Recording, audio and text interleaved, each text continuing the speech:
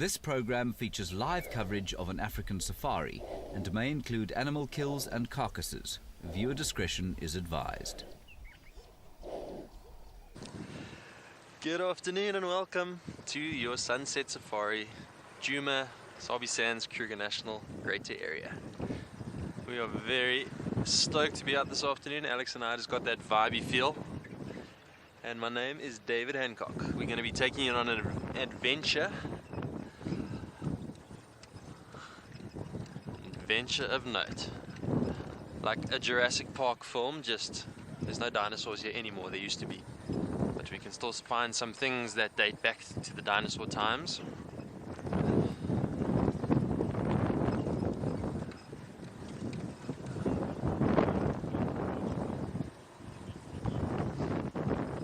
And we would love to hear from all you kids watching the show. So send your questions to kidsquestions@wildearth.tv. I want to hear all of those questions, all those interesting questions. Even if you want to ask about Jurassic Park, you can ask. And we'll do our best to answer them.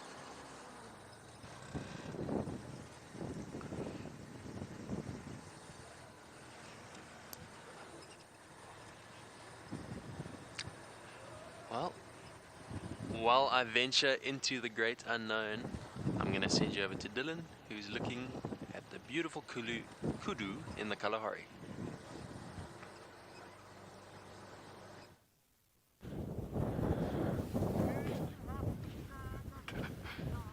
So we're just having a look at this kudu carcass, just to see if there's been anything else that's been... Sorry, I just saw something really humorous at the vehicle over there. Old Yandra and I are back, and we're bringing you this feed from Swallow. We've just been checking out this kudu carcass to see what's been feeding on it during the evening. And there's been a lot more that's been eaten since we were here yesterday. A lot of spotted hyena tracks as well as brown hyenas, and of course jackals all over. What is very interesting compared to when we were here yesterday, remember we followed that like solitary dung beetle that made its way all up here? Well, now there's a whole lot of them. So, and they're getting stuck into the stomach contents and that. So, but I think let's leave it. It's very windy here this afternoon. At least it's not too cold yet. But yeah, we're going to head out into a totally different area now. We're going to go over the dune fields. It's just drop dead beautiful, that area. And if we're very, very lucky, obviously no guarantees, but we'll see if we can pick up something like pangolin tracks or maybe hold out for an aardvark sighting. But let's head out that way and see what we can get.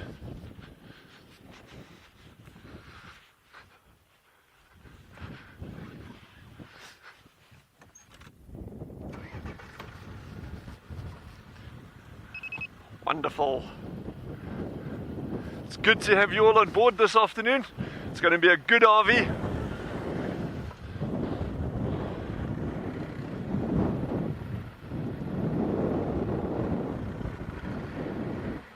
So we're going to carry on trying to find any sign of what we can out here. And let's take you over to Rowan at Ngala.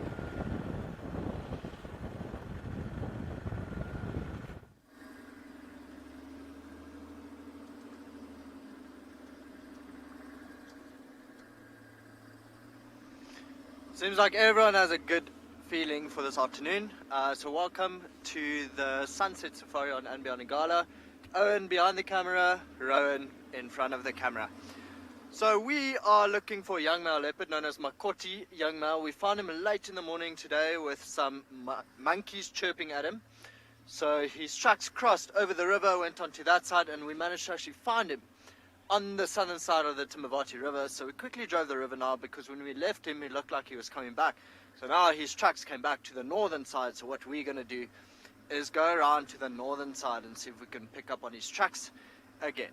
And then maybe later on in the afternoon, when it cools down a little bit, we'll go back to that lioness's den and see if she is around. So fingers crossed, hopefully it's a good afternoon for us as well.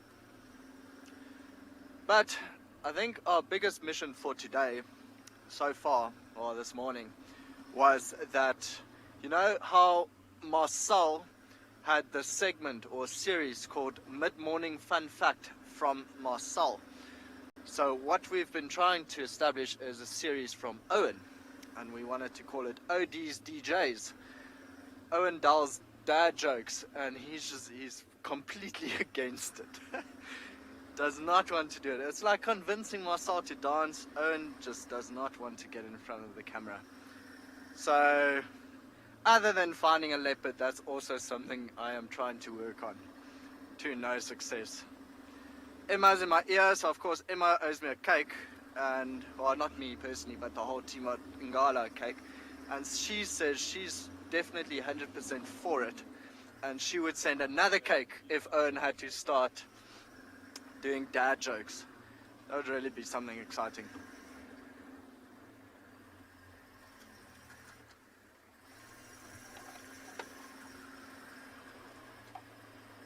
There's a small watering hole there, but there's nothing drinking. Okay, so while we check this road, see if any trucks come across this side, and still trying to convince Owen to do a dad joke, I'm going to send you over to Tristan. I just wants to say good afternoon.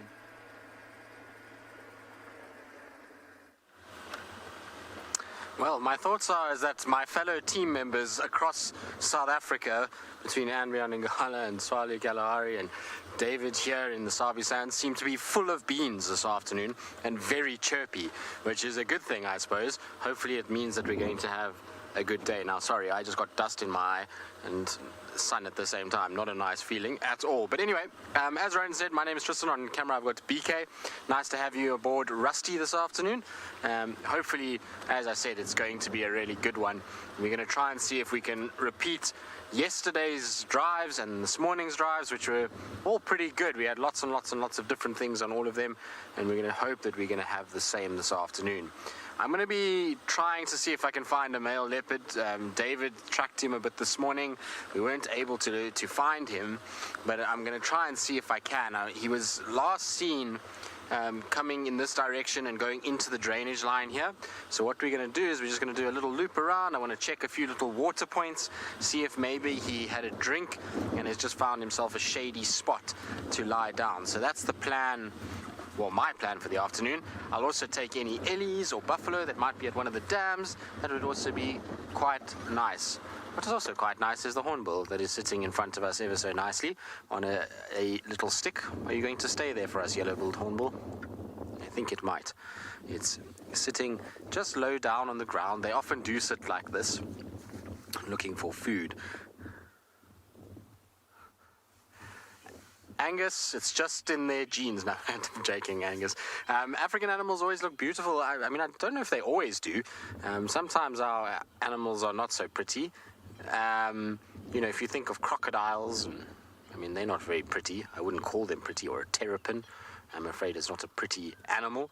But I don't know. I mean, it's an interesting question. I think the thing is about African animals is that they've all got amazing markings, and I think that's what really makes them pretty to people.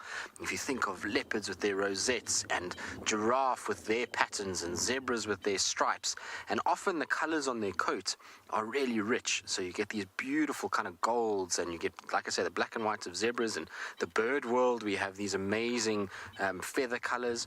So I think that's what attracts everybody to it, is these crazy patterns as well as the coloration of them that makes them appear so pretty. We're very, very spoiled to have the wildlife that we do in Africa.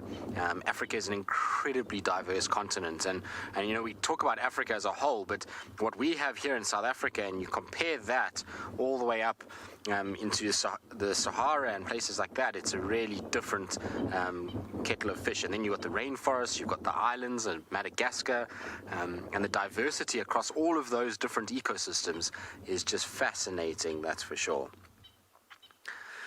All right, our hornbill seems to be snacking and finding itself little things to eat there, maybe the odd little insect that's moving around. In the meantime, though, I'm going to send you all the way to the other side of South Africa with Dylan, who's watching an antelope.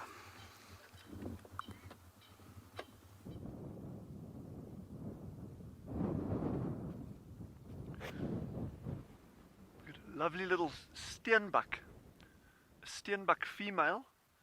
So this is our smallest antelope that we have on Swalu. They actually got a huge distribution. It's a very common species through southern Africa, and a very important food item for predators in this area. We've seen caracal catching them, jackals catching them, leopard, very, very important for cheetah. Wild dogs catch them regularly. As you can imagine, there's obviously lots of them. That's nice behavior that we're seeing there. She's sheltering from the wind. Although we've got a cold front moving in, that low temperature hasn't reached us yet. So although there's wind, the ambient temperature is actually still quite warm now. So she's just getting a bit of shelter from the wind, as well as in a nice shady spot.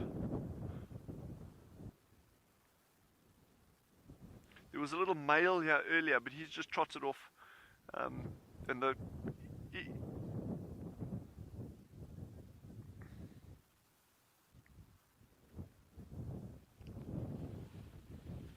Matt, that's an interesting question, and the way you can look at it, that is, although we've got lots of predators, we've got way more of the prey animals, so the herbivores, from steenbok to kudu, giraffe, hartebeest, gemsbok. So we've got a huge range of them, and if you think of it as that pyramid where you got lots of animals, lots of grass and plants, and then lots of animals that eat those, and then a few predators at the top. That's what it's like out here as well. So although we've got good numbers of predators, we've got even bigger numbers of herbivores. So the predators are always going to have lots to eat.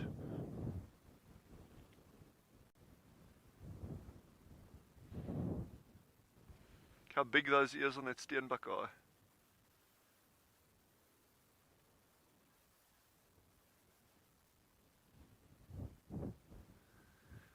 So I didn't get the name there, but the question is, would predators often go for small animals like the steenbok rather than bigger ones? And the answer there is predators are very opportunistic. So a cheetah, let's take two cheetah males as an example. If you have a coalition of males, and they can go in coalitions or groups of up to 4 or 5 males, yes, they are very capable of catching large animals, large antelope, like kudu, or wildebeest, but they would actually, if they moving through their territory or their home range, and they come across a steenbok, they will have a go at trying to catch it. I've seen lions trying to catch birds, water birds even, things like moorhen, monitor lizards. So I've watched leopards actually eating insects, although they are capable of catching large herbivores as well. So we look at predators and we say, well, there's a optimal size prey that they would ideally like to take, but they can actually go for a whole range of things, sometimes bigger, sometimes smaller than what we would normally consider their prey items. So steenbok is super important out here, just as one example in terms of food for predators.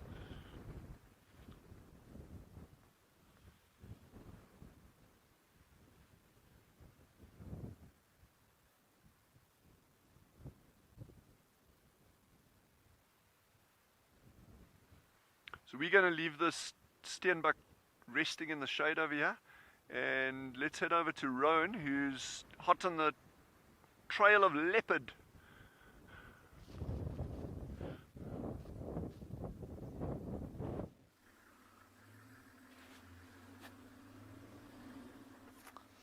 Still no luck from our side, but we are driving just very, very, very slowly and checking every single little track we can find.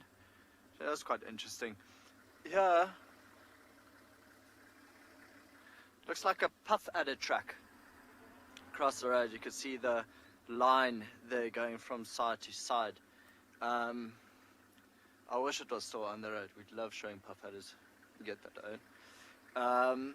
Yeah, we had such a nice time with one the other day, and quite docile, quite actually very nice to photograph. Often you can lie down just right in front of it to photograph it. I guess not a lot of people would want to do that. I think a lot of people are scared of snakes, but we quite enjoy it. But still, no leopard tracks so far. And we drove this road this morning. Actually, this is where we heard the monkey's alarm calling. It was in a tree here. And So from here we decided to loop into the river. Couldn't see anything in the river, but we found the monkeys, and then looped onto the other side, and then eventually found the leopard. But it looks like his tracks are coming back this way. So I don't know, he might be following Ngala female and her youngsters, or her one youngster, sorry, her one cub. If you had to judge by the way his tracks are moving, and this morning he had his nose up the entire time. So what I think is going to happen, Yapi and Nikki are going to try, let me put this thing down before I stab someone. Yapi and Nikki is going to try find a Ngala female and the cub, and we are going to spend a bit of time here looking for Makoti male. Be quite nice if they all join up together.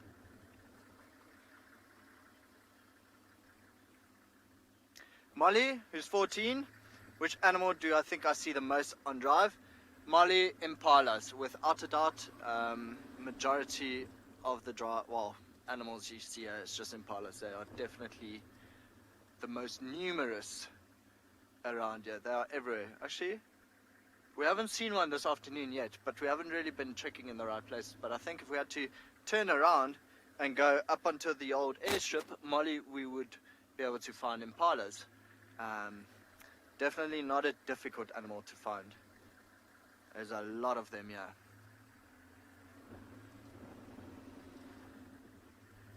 Probably closely followed by, I don't know, wildebeest or zebra.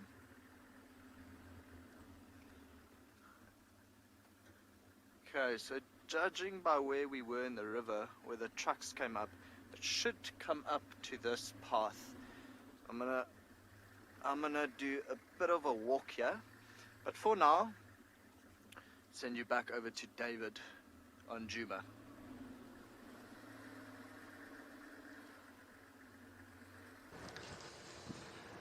Welcome back. Alex and I are on our way to try and see if we can find the ngumas that Tristan had this morning with that epic action.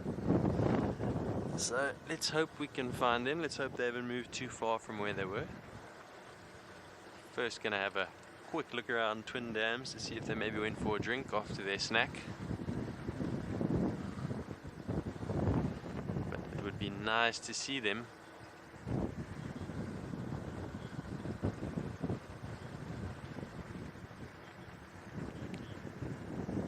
Samashi 13, welcome to the show. You've asked why are there no tigers in Africa?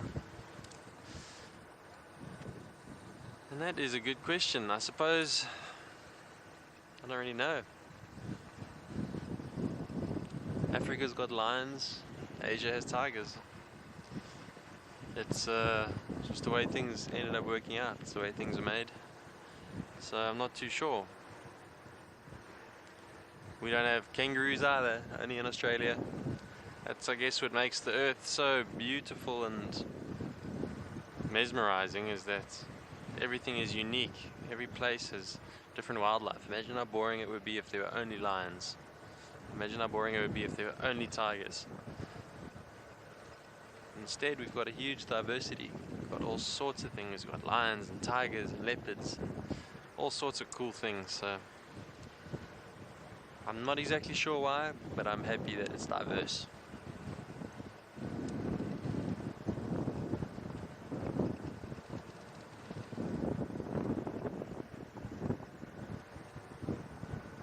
Well, we're just coming down to Twin Dams. Let's quickly have a look. Just going to slow down here and see if I can see any tracks.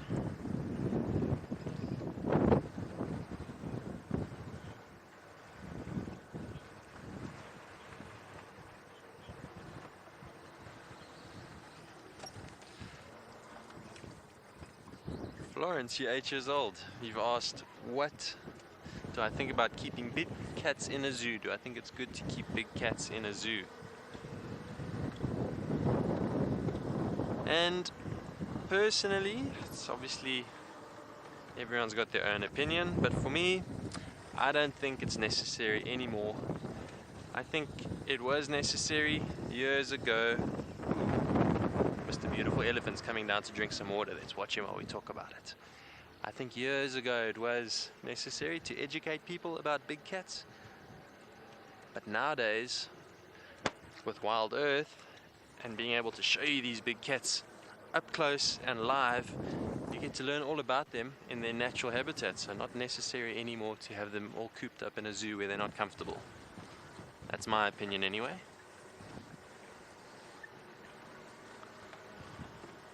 There is an elephant just here. I'm just trying to find a gap in the bushes. He is just there, but now it's very thick. I was kind of hoping he came out into the open to drink water. We'll stick with him a little while and see. He might move. There he is.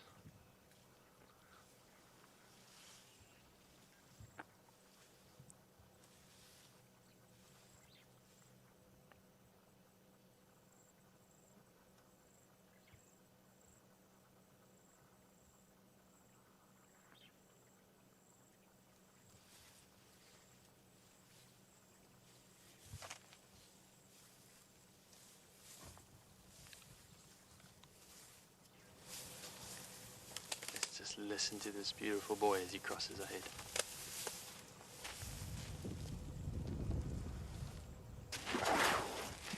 Why are you so upset? See how he shakes his head? That means he's a little bit undecided, uncertain, and maybe even a little bit annoyed. What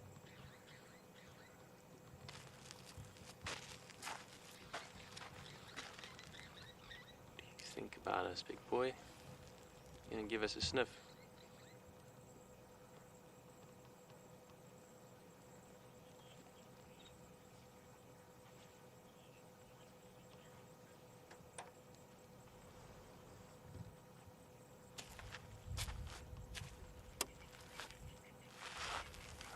Lovely to see an elephant so close.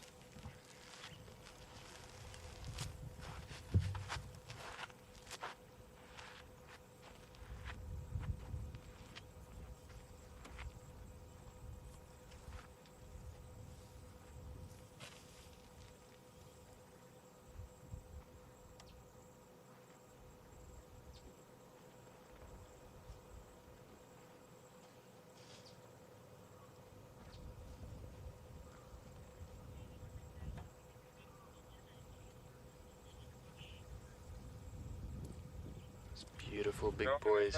Been lovely to see. Looks like he's now half hidden in a bush. And on that note, let's send you over to Dylan with a lizard in a bush.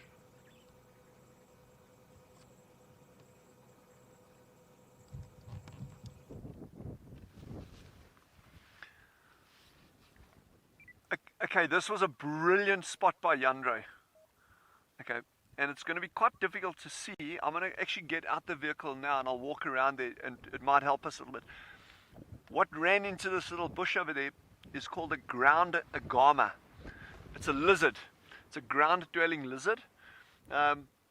So seeing there's quite a bit of interest in terms of snakes and reptiles, we were hoping that we could actually have a better view of this little guy, but he seems to have scurried into that cover over there. So I'm just going to walk around and maybe you'll get a better view of him. Alright, so Yandre's just going to keep his eyes on that bush and I'm going to walk around slowly.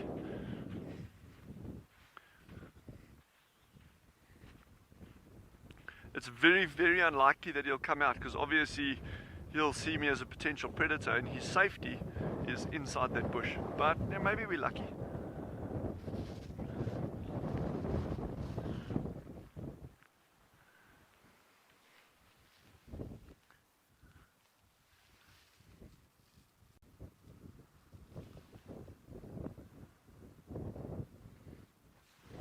No, he's not going to come out, eh?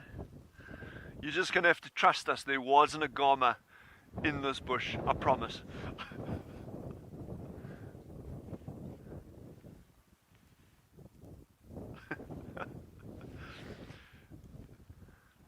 But while we're sitting at this bush, it's actually called a waxberry. And unfortunately, it doesn't have any berries on at the moment that I can show you. But it's a super palatable plant, and the animals actually love eating it. Even I can eat it. No, I'm just kidding. Not good. but it is palatable. But it is palatable, and you normally find it growing in thickets where gets a lot of protection from other bushes.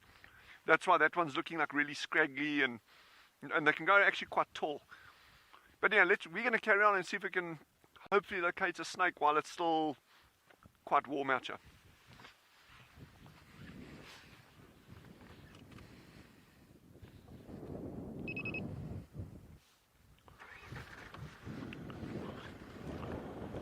I think let's head back to David and his ellies, and we're going to carry on seeing if we can find snakes for you guys.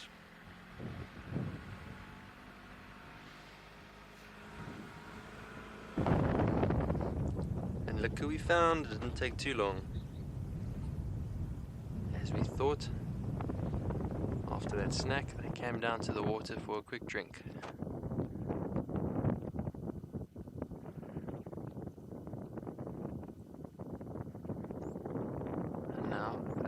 And a siesta in the shade.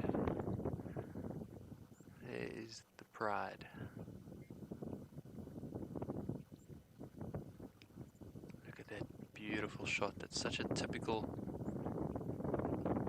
lion picture in the tall yellow grass. She blends in menacingly. When you see that on foot, your heart skips a couple beats.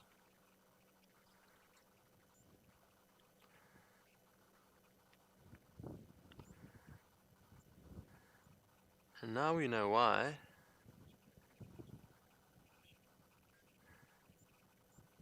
Now we know why that elephant was so startled at our presence. He was unusually perturbed or unusually unhappy. We didn't do anything to him. We parked nice and far away from him, yet he still came and gave us a head shake. And it makes sense now because he obviously smelt the lion. So that immediately startled him. Remember, if you're watching this morning, we were talking about how elephants don't like lion or predators very much. So when they smell them, they get a little bit disconcerted or a little bit annoyed.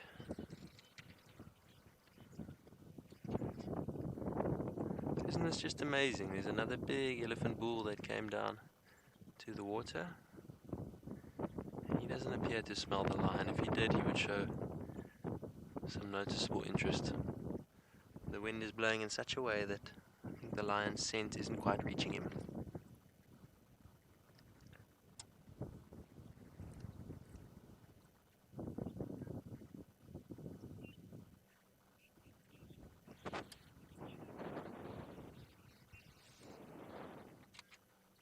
Lucas, age 14, thanks for your question. Lovely to have you on the show and watching. You've asked, how do I track animals so well? Well, I was very, very fortunate to get the opportunity to grow up here in this very area, very close by here, in the Manyeleti. And my dad taught me a lot about the bush.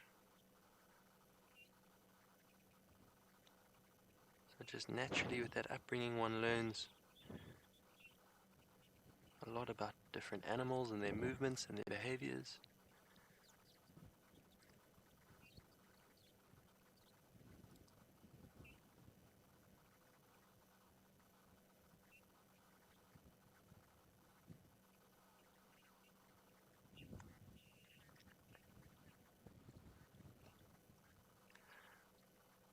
Well, you're gonna just sit here on the Damwall Road and enjoy these cats and this elephant. Speaking of elephant, it sounds like there's a roadblock. Let's go over to Tristan.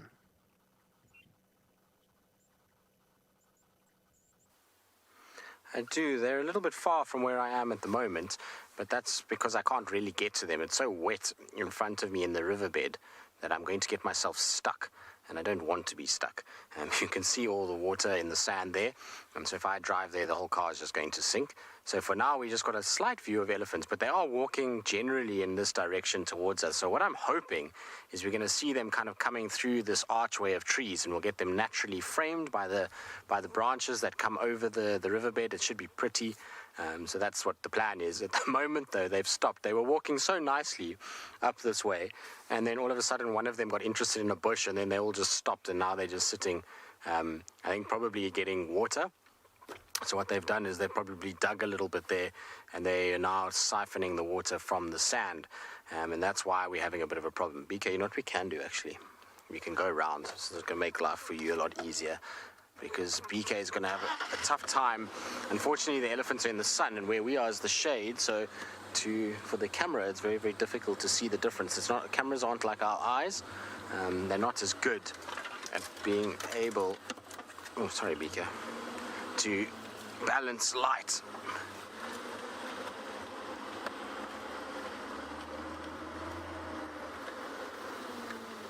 Derek, that's a good question, this. If elephants are so smart, why do they destroy their food supply? Well, the thing is that while they might push over a certain tree and that might look like it's destroying it, a lot of the time that tree might be something that they don't particularly use the leaves for. So they might not eat a lot of the leaves, but they love the roots of that particular tree, and therefore they're not actually destroying huge amount of their food. They're just really taking the food that they like. And as you can see out here, it's not like there's a shortage of food for elephants. I mean, we've got grass, we've got trees all over the place, and so in this particular area it's not so bad, but they do destroy things in other areas. In an area, a lot of problems with elephants due to the fact that they are very, very destructive, and they've actually thinned an area of animals are actually not able to survive. And they themselves, if they keep going, are eventually going to get into a situation where they're going to force their numbers to drop. But the thing about that is almost nature's way of controlling elephant numbers. Now, without humans on the planet and us trying to shoot elephants and kill elephants for their ivory and poaching, you'll find that an elephant has very few natural enemies. So yes, the odd hyena, yes, there are lion prides in some areas that specialize in elephants, but the number of animals that they kill is so small that the elephant population will just boom and go out of control. And so for nature, it's got to have a way of slowing elephants down, and that would be if elephant numbers get too high, they destroy too much of what they eat, and then it starts to become harder for them to find food, and then their numbers start to drop again. That's ideally how it's supposed to work. Of course, it's a bit tricky now because of humans and where we've inhabited and how we've cut elephants off from being able to move around. It means that also they're not able to move away from an area and let that area recover and go somewhere else and then come back. And so now it's a little bit more tricky. We have to manage it a little bit more than what we were in the past. That's for sure. But you can see, as I was suspecting, this elephant is drinking. That's what they're doing in the riverbed. They are absolutely loving these riverbeds at the moment, and that's because there's still lots of water underneath the surface of the sand, as we saw just now. And so what they do is they dig and they make these little holes, and those holes, what will happen is the water will start to come back into the hole where they've dug.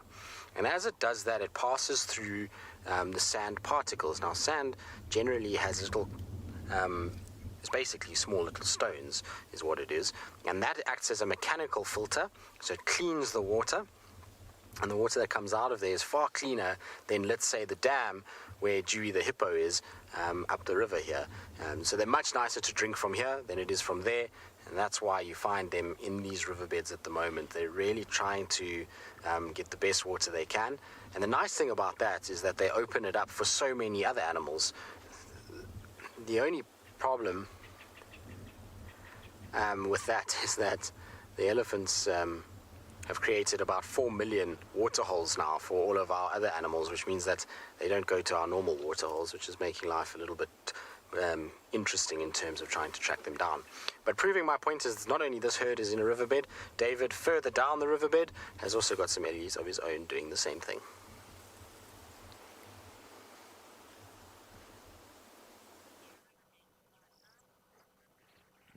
Just repositioned to have a better look at this beautiful bull.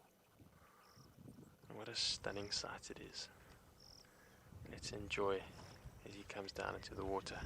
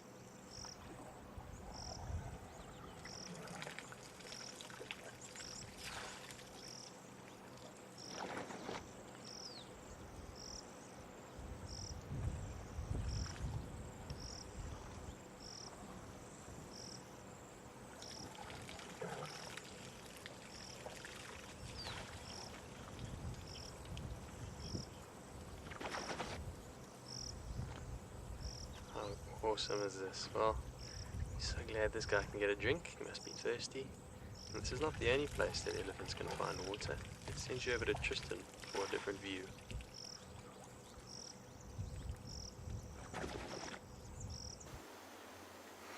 Indeed, we do have a close-up. We've managed to get down lower in the riverbed. We can actually see his truck going in, and much like David's one, slurping and spraying and doing the exact same thing. It's amazing to watch,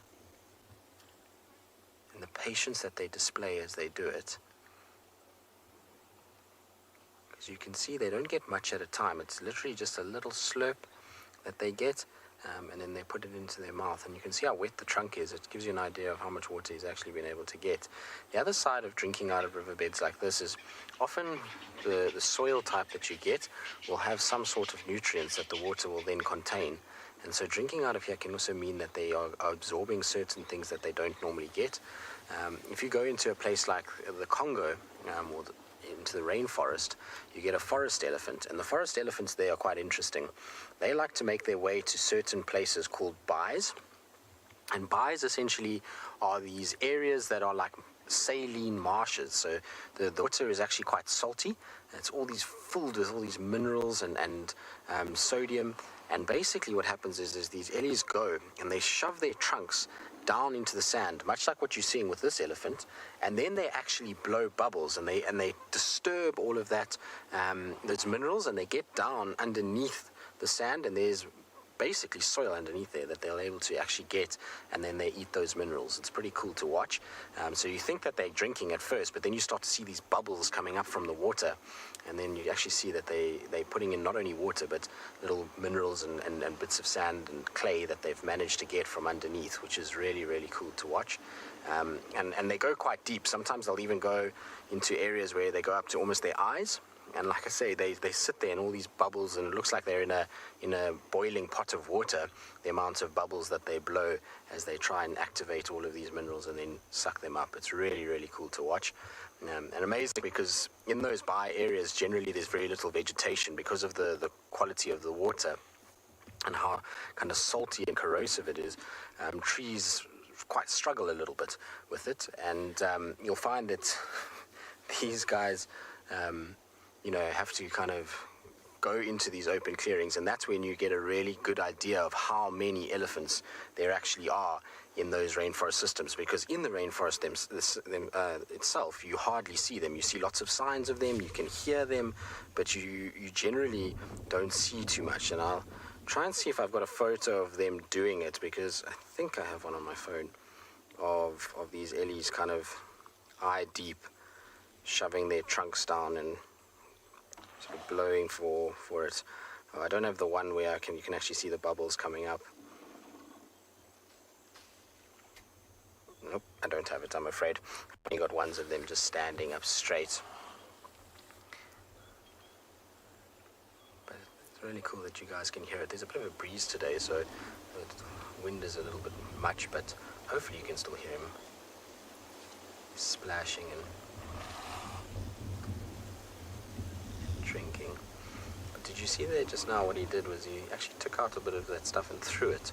Now what that sometimes is that there's extra debris in the water. So if there's too much sand, they take and they throw a bit of the water out, and that will be laden with sand, and then they drink the stuff that doesn't have as much in it. And that's all to just, one, protect the digestive system, and two, the teeth are it. Ultimately that ends up wearing the teeth down just a little bit quicker. Beautiful though. The nice shots of close-ups of him drinking and his tusks.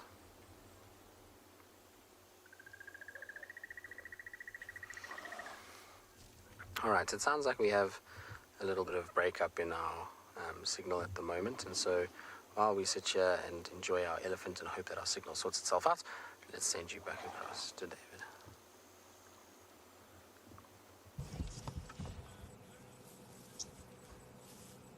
Welcome back to the mighty lions. Look at this baby on the right here, these two youngsters.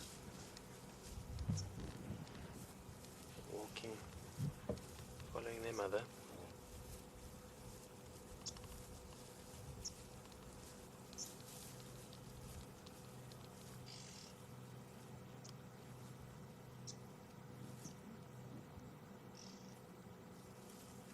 It's now easy to see how camouflaged they can be in the tall grass.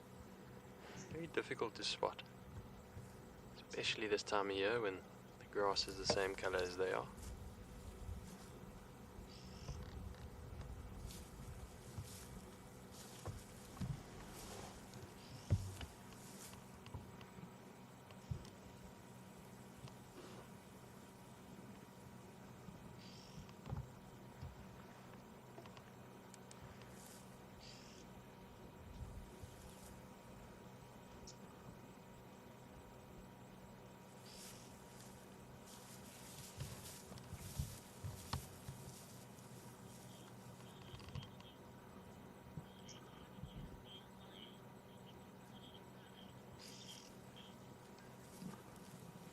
Christian, 8 years old, you've asked an incredibly good question. Does a pride have to have males to be considered a pride? And the immediate answer would be no. The pride is actually made up of the females that you see here and their offspring. Now, generally, pride always has males, except for the rare occurrence when perhaps those males get killed and the males that killed them maybe don't locate the pride, or there's a gap in between takeover where the coalition member might die, in which case there might be a time when there's no males, but generally there are always a coalition of males, or a group of males between 1 and 6 males that are with the pride. So very good question. Well, it sounds like another elephant has come to drink with Tristan, so let's send you over to him while we stick around with these sleepy lions. Not just another one, another 2 elephants. One is drinking and the other one is on the bank, coming down to drink. And I always love watching when this happens, because sometimes they push each other out the way for water. They start to compete, and then it starts to become a competition as to who can get to the water, and there's a little bit of, argy-bargy, as they say, as they try and kind of figure out a way to be able to feed together, to drink together. I saw a bird. Oh, nice. There was a green-winged Pytilia that just flew off. I haven't seen one of those in ages. A Melba finch. Now, it's that time where we welcome all of you that are just joining us. If you weren't part of our kids session this afternoon, it's nice to have the rest of you on board. Kids, you are welcome to carry on watching and ask all the questions you want. We'll still answer your questions, but to those of you that have joined, you guys can ask questions via #WildEarth or @FC on the YouTube chat. Hopefully we're going to have a really, really good afternoon. It's certainly started nicely with elephants and lions and all the good things that we have out here. There's my bird. Can you see it here, BK, in this little acacia that's just to the right? It's just sitting out in the open there. It's not a bird we get on camera, just straight in from there. Yeah, and then just a little bit to your left. Straight in now. No, there it goes. Ah, don't worry. It's okay. They don't sit still for very long, unfortunately, but there's a little green-winged Pytilia, which are beautiful little birds. Like I say, tough to get on camera, but like most of the small birds out here. But you can see these two having a little bit of a pushing match, and generally size is what matters here. The bigger boys will be able to dominate the waterhole, and what was happening just now is we had that one individual sitting, drinking, and the other 2 just sat and waited. And as soon as that one turned and started to walk, these 2 came down immediately to come and drink. And now you can see the one is trying to use its bum to push the other one out the way. And it seems like we're having a day for competition over resources, because this morning the lions were obviously having a huge fight over their warthog, And for those of you that missed it, the Nkuma's caught a warthog this morning and there was a massive fight over it. But you can see now with our illies, they're also competing over this water source. So there's a lot of pushing and kind of toing and froing as they try to figure it out. And the smaller ones actually bullied the bigger one away. Can you believe it? Look at that.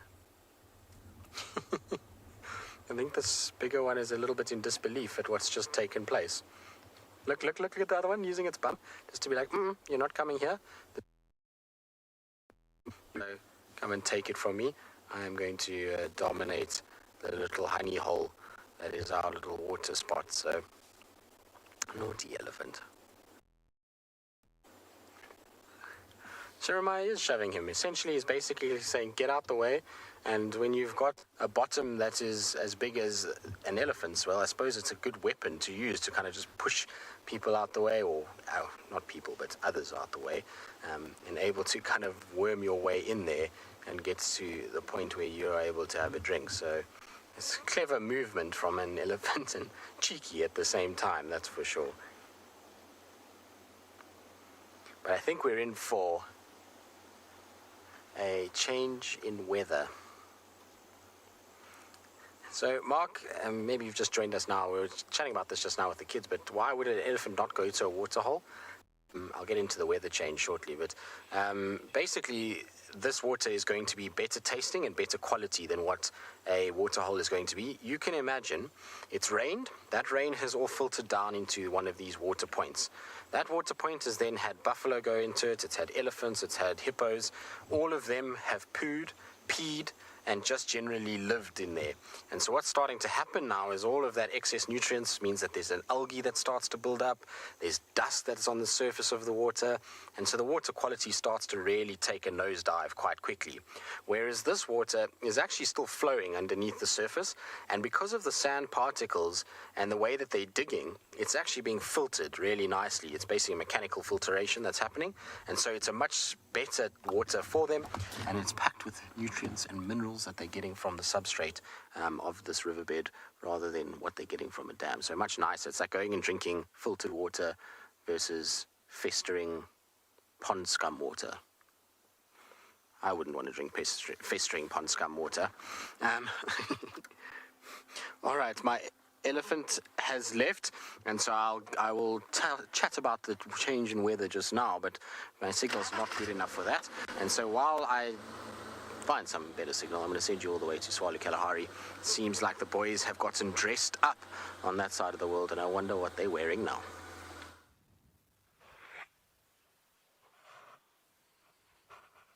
So we've actually got quite a cool sighting here. Looks like a red hartebeest bull. And he seems quite relaxed. So these are very common animals in this area. And we found cheetah and wild dogs, they'll often actually tackle these animals as prey items. Quite curious. Oh, it's a beautiful bull, eh? But you see that lovely rich red color and the black on the legs. We'll have a closer look at that just now. Sure, look how closely it's approaching. Okay, we're just going to, Yandra and I, we're just going to sit nice and quietly. Geez, it's coming right up to us. This is absolutely incredible. It's staring right at me now.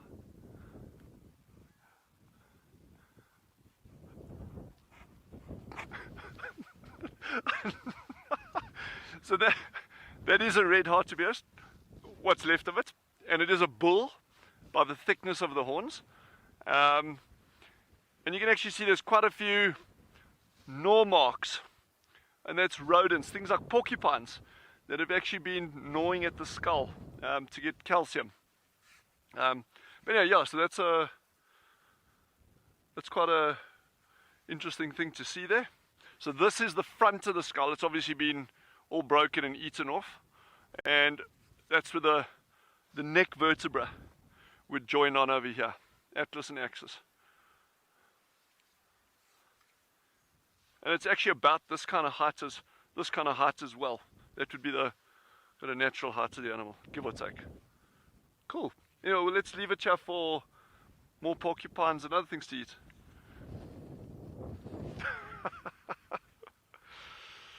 Yeah, There's lots of these around your gremlin, these zombie hartebeests, and so other zombie things as well.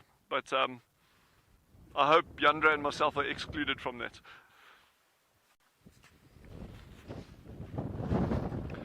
Let's carry on trying to find a snake for you guys.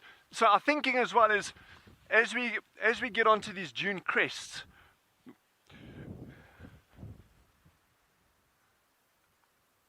we're going to try to find a real hartebeest.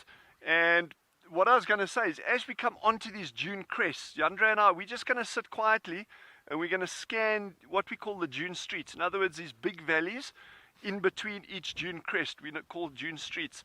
And hopefully we'll see some animals from on top there, including a live hartebeest. And my nemesis here is going to be, for the next couple of weeks, is going to be aardvark. Because at this time of year, they're going to start coming out in daylight hours to feed on harvester termites. Whereas in the summer months, when it's so hot, they're normally coming out much later at night. So hopefully we've got a good chance of finding an aardvark. Let's head over to Tristan. He's got some zebra on that side, I believe. I hope that you find your aardvark, Dylan. I think it would be a first for WildEarth. I don't think we've had an aardvark that's actually alive. I know James has had a dead one, but I don't think we've had one that's alive. So that would be really, really special to have this afternoon. It's one of the great things about the Kalahari is those rarities for us here are a little bit more common there. I mean, I wouldn't say that they are, you know, like impalas, but they are legitimately a lot easier to find than they are here. Right, so we are doing a spot of birding in the Mulawati. It's our ever-accommodating brown-hooded kingfisher. These guys are so much better during the winter months than they are in the summer. In the summer, these poor things get just completely out-competed by the woodland kingfishers. They kind of almost disappear, these guys. You find them just flying around and keeping quiet, but as soon as the woodland leave, then they become vocal again, and we start to see them, and they sit out beautifully on this particular stretch of the Mulawati. Often find them just on the edge of the bank where they sit and they pose nicely, and there's a couple on this particular riverbed. There's one that's here, and then about 200 meters down there's another one, and then about 200 meters further to where Dave, maybe a little bit more, maybe about 400 meters to where David is with the Ellie and the lions, there's another one, and all three of them are relaxed, but the middle one is the most relaxed. The middle one you can drive right up to.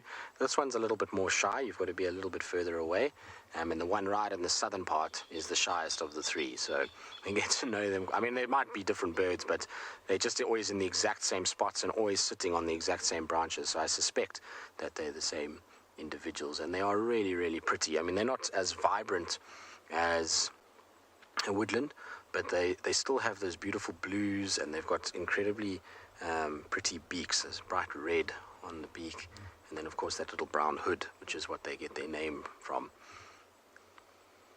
They are cute, exactly. All kingfishers are nice. I love kingfishers.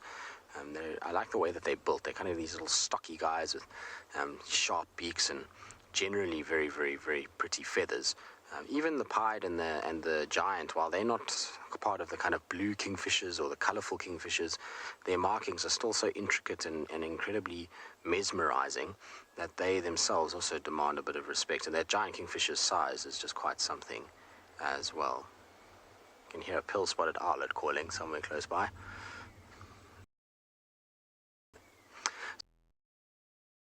It is a pretty bird.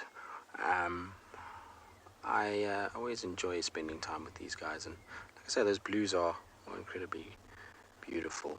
All right, we're going to carry on. We're going to leave our kingfisher to itself. It's going to just sit and perch. In the meantime, though, off you go to David. He's got an Ellie approaching him.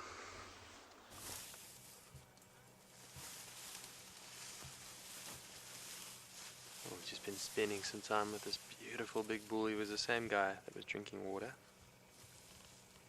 Now he's just having a lovely feed.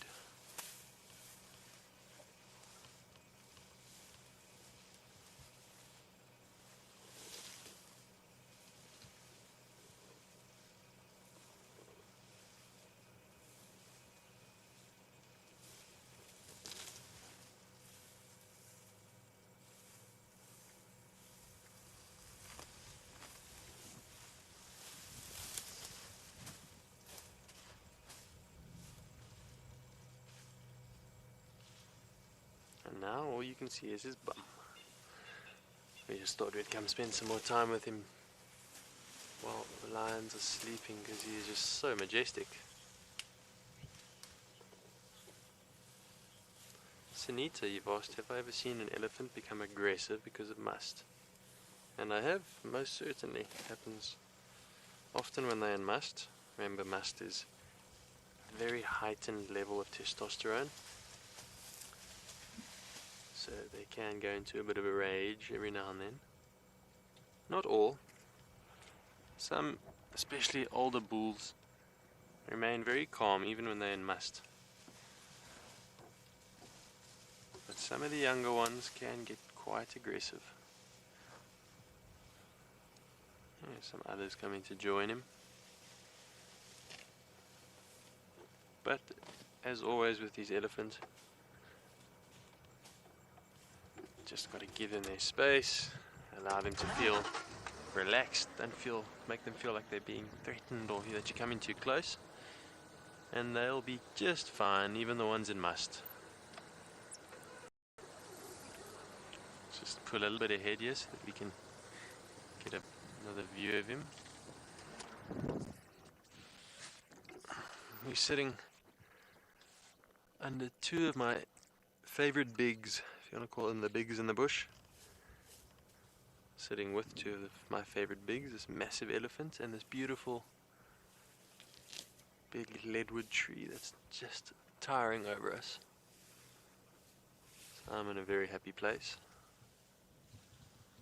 My favorite tree, and probably my favorite animal to spend time with.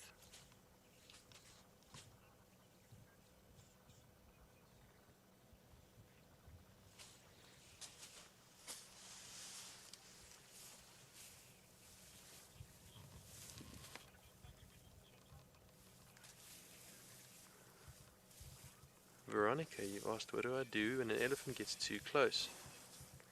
And is there such a thing as too close? There is such a thing as too close, although that varies very much depending on the elephant. For instance, this is not too close. For him, he's very relaxed. He's a chilled out dude. He's happily eating. He's decided to take a couple more steps towards us, and he might even come closer. But if this was a female with a brand new baby, then this would be too close.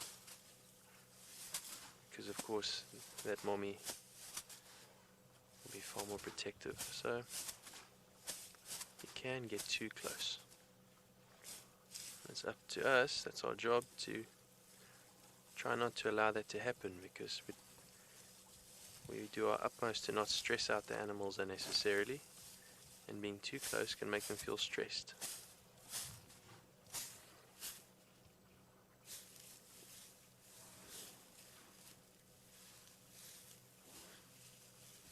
What's he doing there? Why is he beating the grass like he's angry at it?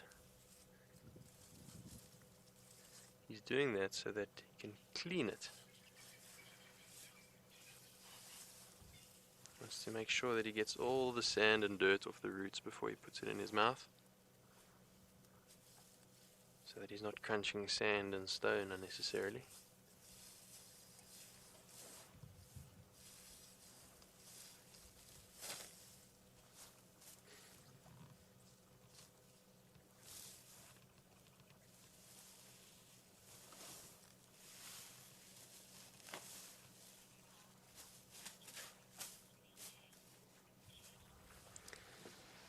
Al, you've said it's such a magic moment to be near elephants, and being the one sitting here, I wholeheartedly agree. Sometimes I don't even have to look at them. I just close my eyes and listen to the sounds and the smells. It's a real privilege. Well, while we're enjoying our very big animal, let's send you over to Dylan, who's looking for smaller things.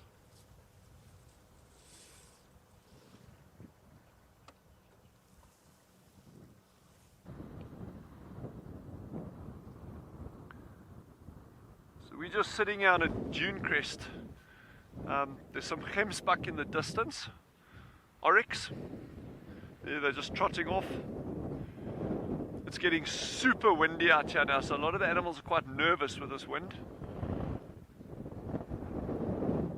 Problem with strong wind, there's so much noise with the bushes, you may even hear it through my microphone here, that it can mask the sound of predators approaching. So animals do tend to become a little bit more nervous when there's wind around. But we're using these opportunities on this high ground to also scan for aardvark that may be out feeding. Yeah, no, it's really gusting now. But we're just going to use binoculars and just keep scanning. These aardvark from a distance, it looks like a termite mound, just like moving along the landscape with this like rounded back.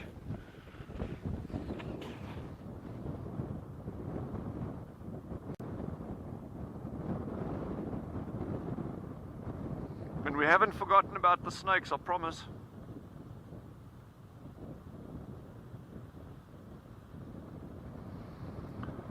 Thanks, Debbie. It is always cool seeing oryx, and they are just such iconic arid area adapted animals. I mean, they're just beautiful. I always think that they look like they've been airbrushed, you know, they've been air painted, the patterns on them. But we'll hopefully see some close a little bit later, then you can have a really good close-up view of them.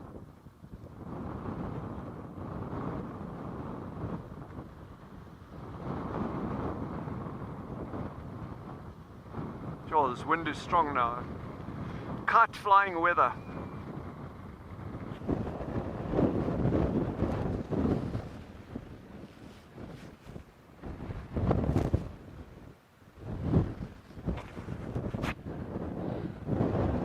Thanks, Kayla. We love looking for snakes. You know, the animals that so many people don't like, and yet they're so fascinating. And you know, if we can actually show you one close up, it's just going to be so beautiful to be able to share that with everyone.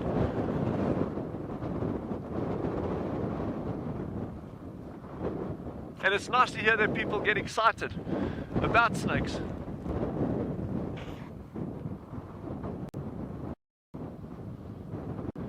So we're getting buffeted here a little bit by this wind, so we're going to send you over to David while Yandra and I get to a little bit lower ground and see if there's actually anything that we can pick up on. So let's go find them.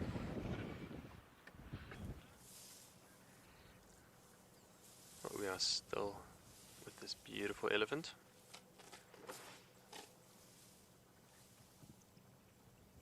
Another vehicle is just pulled up behind it, also enjoying this magnificent creature.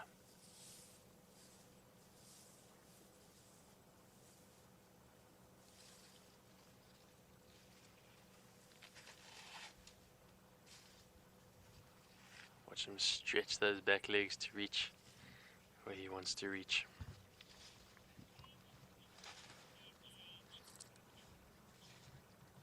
Lindy, you've commented how it's crazy to see the landscape change between Swallow and Djuma. And it is cool, eh? You get to see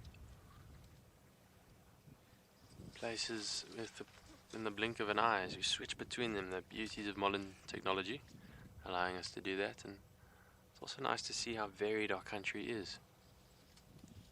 South Africa is one of the most incredible countries to travel through if you ever get the opportunity to really do a proper road trip and drive from Limpopo down to the Northern Cape and all up and down and around. You very quickly realize how vast and diverse it is, and that's what you're getting to see now between Swallow and Djuma. The vegetation, the soil types, the animals. That's what makes our country so unique.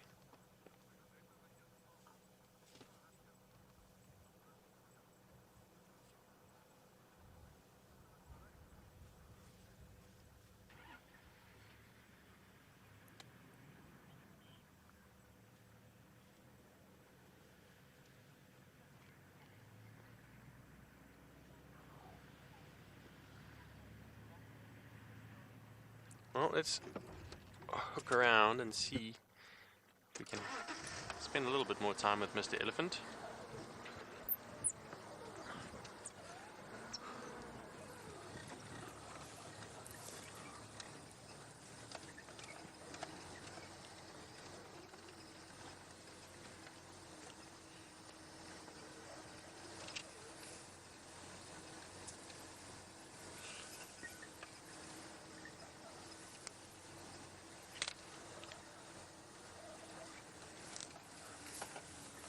Oh, he's disappearing.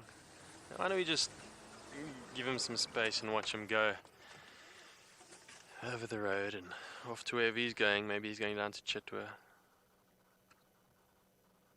We'll go find some succulent somewhere that he enjoys munching on.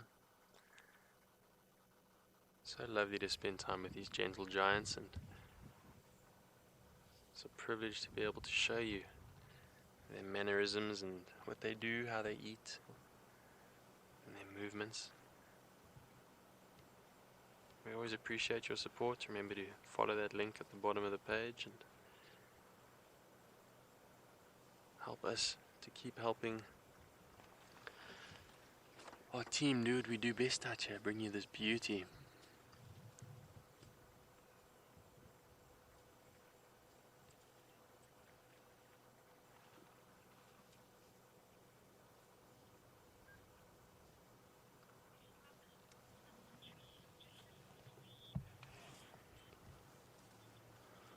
Robin, you've asked what types of trees do elephant normally eat, and do they have a favorite?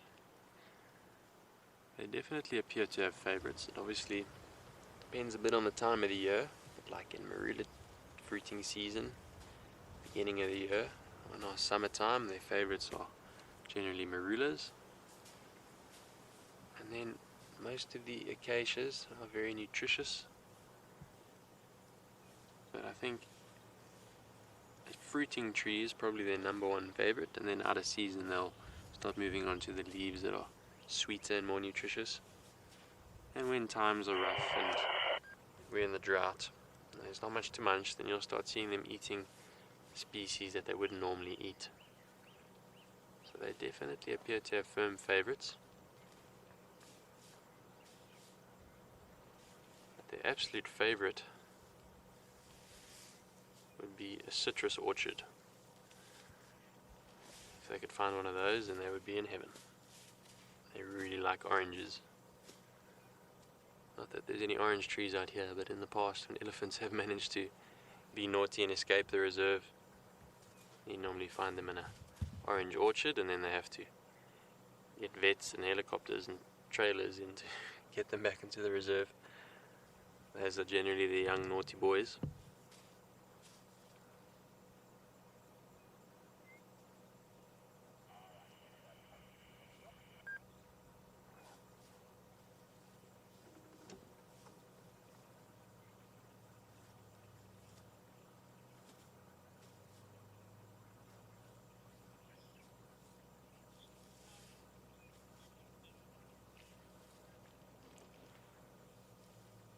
I believe everyone is thrilled with this elephant sighting, so Alex and I, we've really enjoyed it. We spent a good amount of time with them this afternoon. And the best is, when these guys move off, we only have to drive a couple 100 meters and then go chill with the lions. Isn't that just lucky? Privileged. We're hardly working this afternoon, Alex and I. Just chillaxing with the best of them.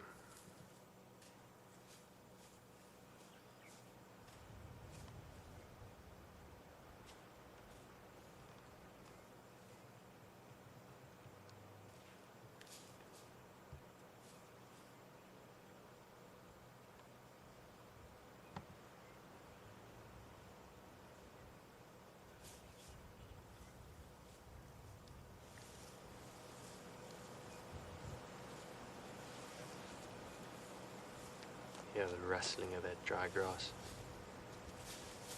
And the times and the seasons are turning.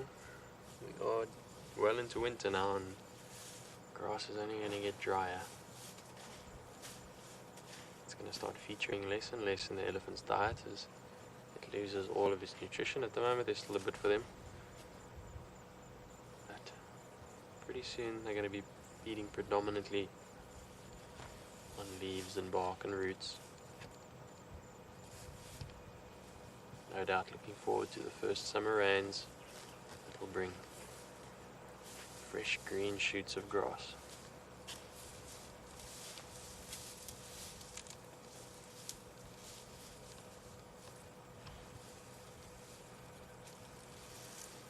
Cheers, old boy.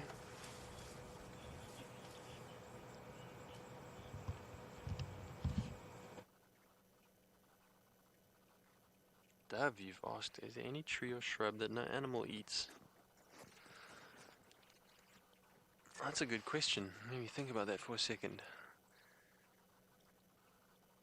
I think pretty much, I can't think of a single thing that doesn't get used by something in the bush. Even your euphorbias that are toxic, like literally will put you in hospital if we ingest it as humans, still get eaten by things like rhino. Things like porcupine will eat some of your toxic latex-filled trees.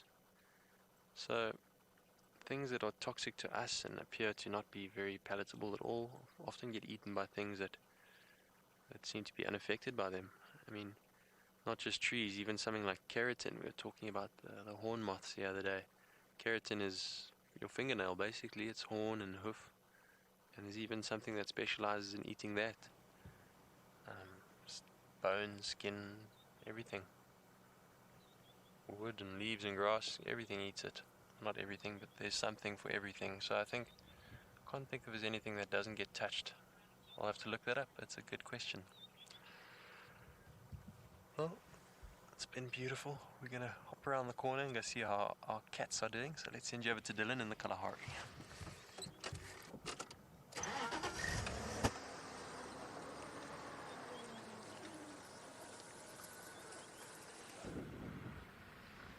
So we haven't had much joy yet with snakes or aardvark, but Yandra and I were just chatting and we were just saying, it's actually a good reminder, often if you go out on a drive and you say, okay, well, I'm going to look for leopard, or I'm going to look for a snake, a python, or whatever it is, you often forget what else is going on around you, and it's good just to take a step back and say, well, actually, great, it's cool looking for snakes, but let's not forget to stop and scan the dune crest for cheetah that are maybe lying up, or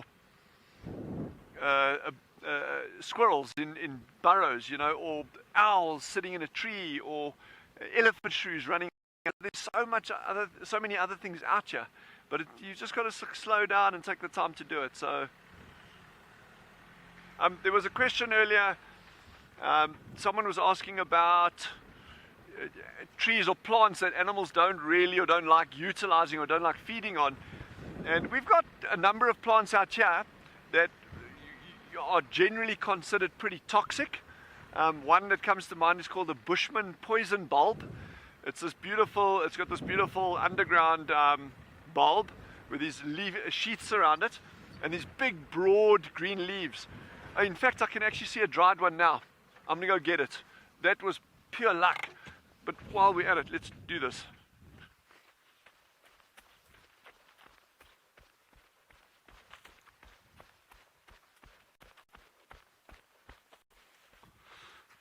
That was absolute luck.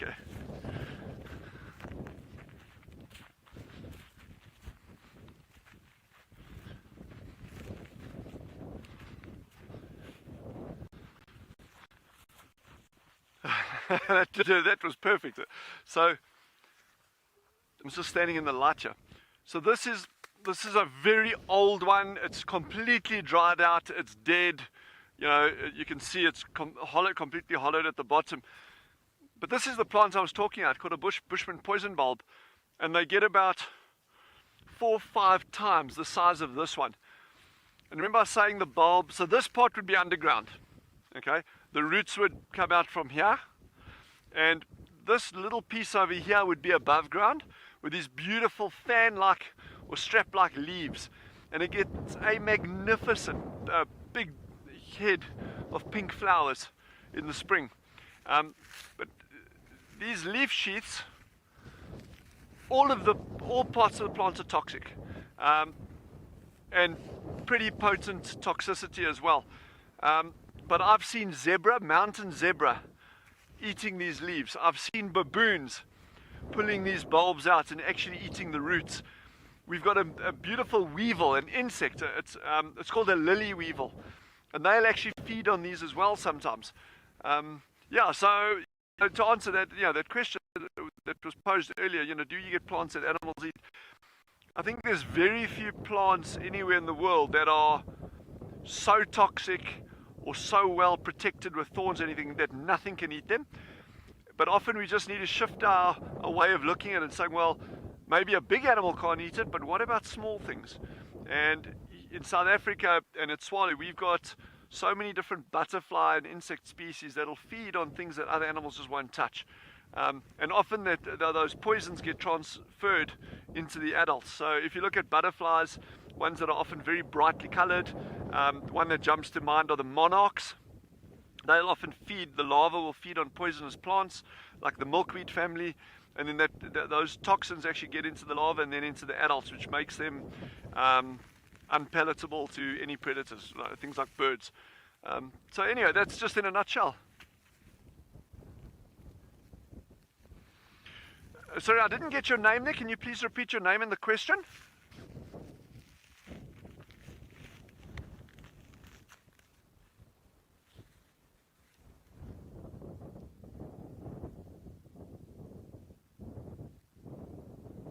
So Faf, the name Bushman poison bulb comes from the reason that early inhabitants of these areas, the Bushmen, also known as the San, they utilized this bulb frequently for a number of different reasons. And one of the key ones was using the roots. Well, actually the bulb, so the bulb and the roots. They would take a fresh bulb, peel these scales back, and then they would actually make an incision on it, and then you'd get this resin that oozes out, and they would leave that resin to dry till it becomes like tacky, almost like glue. And then they would often mix that with another plant that occurs here growing up in the mountains called the euphorbia. It's got this white latex that's super, super toxic, very, very irritant on your skin. You don't want to get it in your eyes. And they would mix these two together, and then they would actually put that on their arrows, on the arrow tips. And they would use that as an arrow poison. And the thing there, reading the literature, they would say it obviously wasn't instantaneous. And these arrows are often very short and didn't necessarily penetrate the animal very deeply. But the poison on the arrow would start working. And the accounts that you read are that the guys, although it didn't kill the animal immediately, but within a day, sometimes 2 days, the animal would go down. And so they would just keep following those tracks till they got to it. But that's one of the names for this plant. It's very cool, eh? Very cool. Lots of good stuff out here.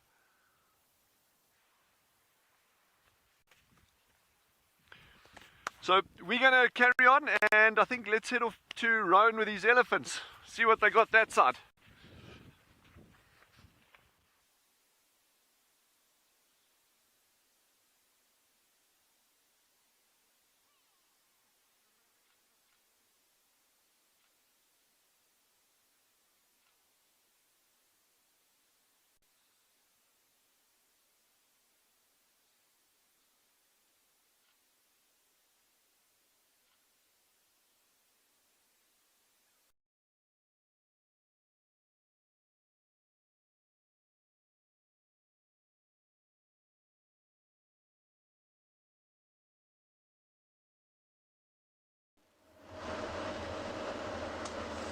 Well, unfortunately, there's a little gremlin issue in Ngala, so you guys are with us now as we slowly kind of coasting along on the sort of northeastern side of Djuma.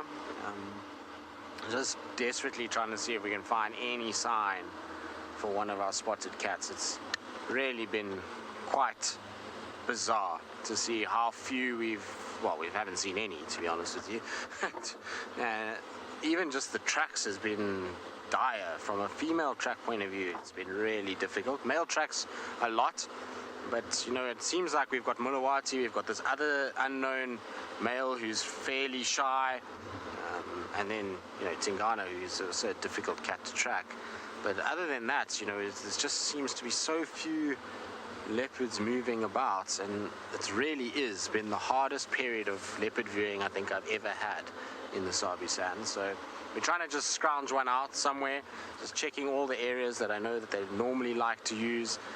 Not that that's worked so far, but I think if you keep repeating the process, eventually you'll get it right, and we'll find what we're looking for. I think once we can just follow and figure out a little bit of a pattern, I think that's our biggest problem at the moment. We just don't have a pattern.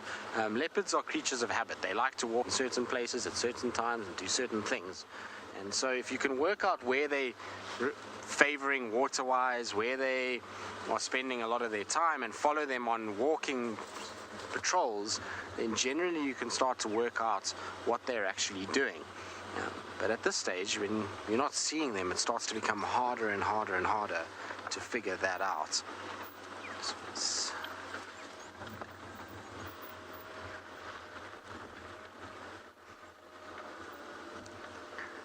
Caleb, who's 11 years old, you're asking what leopards primarily eat and if that's got something to do with their disappearance. So leopards are pretty versatile creatures. They'll eat pretty much anything. In this particular reserve, again, it depends on the individual, but you're looking at probably impalas, duikers, scrub hares. BK, where was that entrance that James used? This way. I'm going to just check here at Tunny's den, just in case, you never know. And those are probably the three that they mostly target. But we still have ample amounts of those. And in fact, you would have expected to see a lot more leopards at this time because they're going to be hunting the rutting male impalas while they're so distracted. And that normally means a leopard kill, tree, days of seeing them. And we're not seeing that at all. We're not seeing any sign of a leopard coming into the area or spending much time in trees with kills, which is very, very odd. And what amazes me and astounds me is that spending time with Tlalamba in the end of last year, beginning of this year, she was making kills regularly. We were finding her on kills often. And now all of a sudden it's like she just never eats and she's never around. So I don't know if maybe there's something to do with just the thickness of the bush that we're just literally driving past them. That's very possible. I think the biggest factor though for me is the water. Is that we've got so much water and so spread out that they just don't have to walk to the main water points that we generally see them at, and that means that they are less visible, and they are able to find water in the bush areas where we are battling to be able to get to. So yeah, I think that's probably more it than anything else. Right, so we're just going down. This is where James had the last visual of Tanya and the cubs. Now, while Lauren had those tracks going over, you never know. She might have sneaked on here again, and she might be back here. Worth just checking at this stage. I've checked all of the stuff that are easy to access and impossible places, and no sign of her. So I thought here would be our last ditch effort, just that she may or may not be around. So, Emma, you're welcome to stay with us. Don't stress. We're just having a little look around. I think everybody's happy to look with us. So this is apparently the point as far as you can go. Now, where James saw her exactly, I'm not quite sure. I would imagine just somewhere on these banks. It's a really dense, thick area, and so it's the perfect place for a leopard to have her cubs and to lie down and those kinds of things. I would expect if she's not here and they were here, the cubs were here, that they wouldn't be visible because they would hide away. They would run away from the noise of the car and hide. But if she's here, then we should be able to see them. I can see exactly where James would have seen them. It would have been straight across BK. I can see the exact same frame that he had for them. They were just on the other side of the drainage here. But there's no sign of anything. I mean, I really didn't expect to find them here, but it was an outside chance just to, you never know. Like I say, it's always one thing in the bushes that you should always check and double check and triple check, because at some point you can get lucky and you can, find something, and if you don't check, you don't know. And that's the reality of it. So it was worthwhile to come into this area. They're not locked down, the leopard zone, lock up somewhere.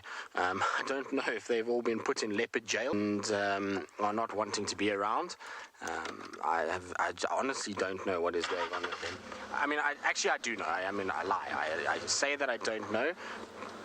But I do. We're in a very awkward phase in our leopard viewing.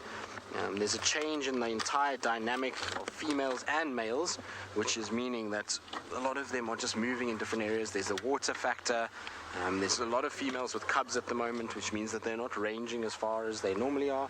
So there's all these kind of things that are taking place, and that's why we're not seeing as many. All right, I'm going to negotiate getting out of here backwards. And while I do that, I might be wrong. If I am wrong, I do apologize.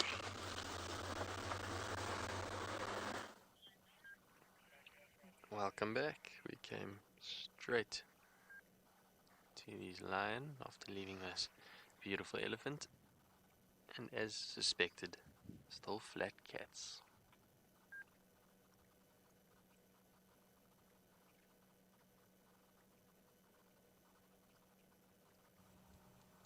All huddled together next to the water here. Maybe this is a tactical move. Sure, they still got hungry bellies. Warthog is not going to fill them all. So maybe this is tactical in their positioning, waiting for something to come down and drink. Predators will often lie up around water sources because they know the prey need to drink, especially in dry areas where there's not much water, or perhaps only water source for many miles around. And a predator can just lie at the water and wait. It's only a matter of time before the animals need to come down and drink. But prey species are also clever, and in places like that they've noticed that animals predominantly drink only during the daytime, not at night, like they would have in other areas, because they know they need to be able to see very well when they approach water holes, because there could be a predator lying await. Very noticeable how when herbivores, perhaps a herd of impala, would approach the water, it's very obvious how they are very wary. They're always looking around. They don't just rush in like elephant do. Elephant know nothing's going to hurt them. Impala will take their time and really make sure there's nothing. What is this youngster doing? He gets stuck in the bush.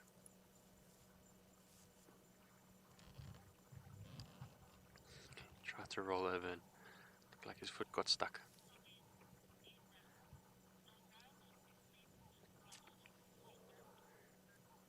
Edna, you've noticed how they blend into the grass. I agree, it's a beautiful time of year to sight lions when the grass is a bit yellow.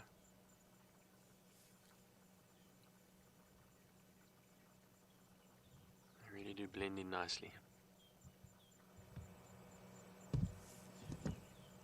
I love that tawny color of theirs.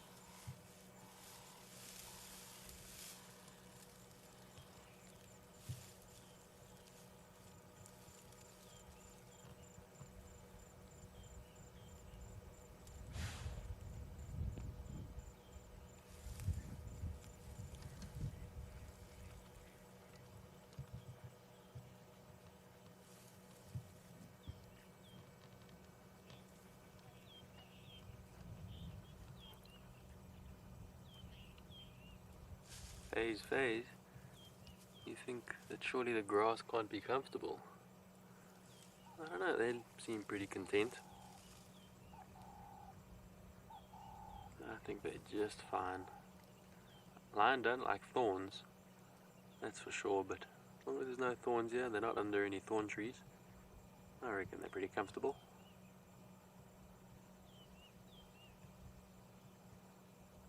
They do like to use each other as pillows though.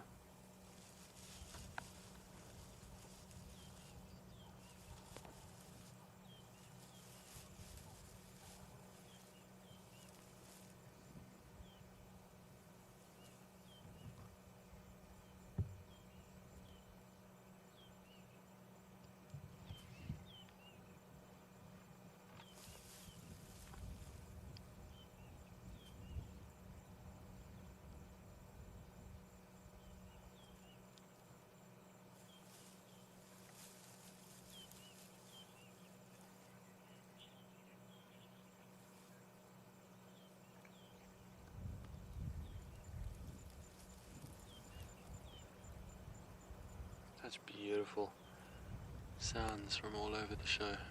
The wind through the grass, the birds singing their songs. Not a single lion is looking at us. They're all very content in their dream worlds. But somewhere out there, there's an animal looking at us. Let's send you over to Dylan.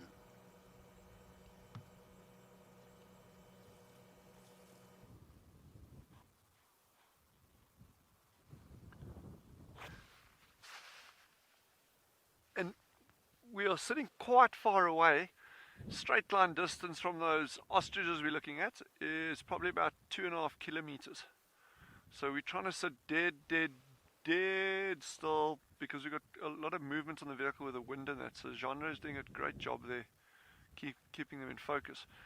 It's a male and a female ostrich, with the male being the black one and the female being that one that's in the picture now with that brownish grey color. There's the male out in the open now. Whoop. Something startled them. But what a beautiful landscape, eh? And there is a giraffe inside there somewhere, but we'll get to that just now.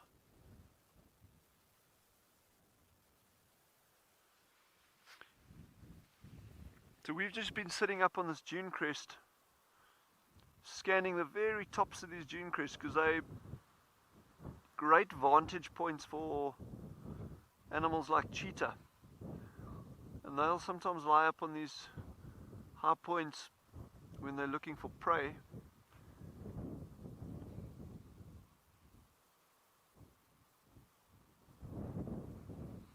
Maybe ostriches aren't the same as emus, although they look very similar.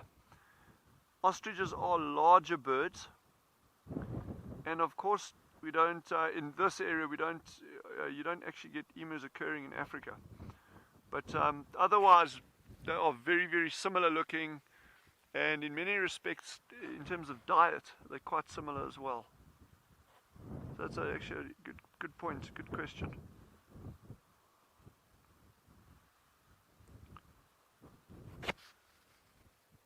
We're just scanning those dunes. So those big trees that Yandra's got in focus now, we're looking at them earlier, and that's pretty cool to see because those are called silver cluster leaves. And when we get very close to one over the next couple of days, I'll actually show you why we call them a silver cluster leaf. But David and Tristan and the guys down in the Lowveld at Djuma and Ngala, they can also show you those trees. They've got some beautiful David and Tristan and the guys down in the Lowveld at Djuma and Ngala, they can also show you those trees. They've got some beautiful specimens growing down there as well. So it just shows you how you often get these common factors running through different habitats. Yeah, these kind of habitat generalists that are able to persist even though their habitat is so different to ours, but you get these same species. So that's just quite an interesting one to note. Chandra, where's that giraffe that Emma was bragging about? You got it. There.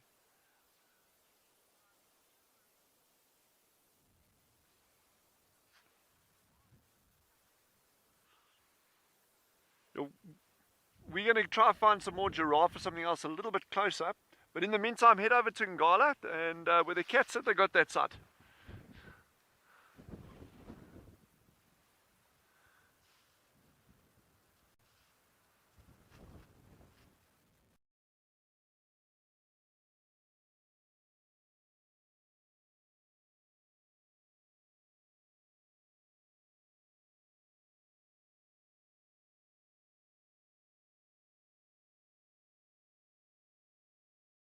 it used to be a tree. So here's the parrot I've been talking about for so long, and luckily this time it must send you guys back here just in time before it flew off. While we've been sitting here, we've also been hearing the young rose eagle owl call from the other side of the river. So literally both my favorite birds in the same sighting here, which is quite nice. As for the leopard, we went for a walk for about 20 minutes, just found one track, and you know, even this morning, leaving it, Emma's saying, finally people can believe me and not think I'm crazy. Thanks, Emma. But even this morning, you could see the way the leopard was walking, it was always going to be extremely difficult to try and find him, because he was going up and down, left and right, then up and down again.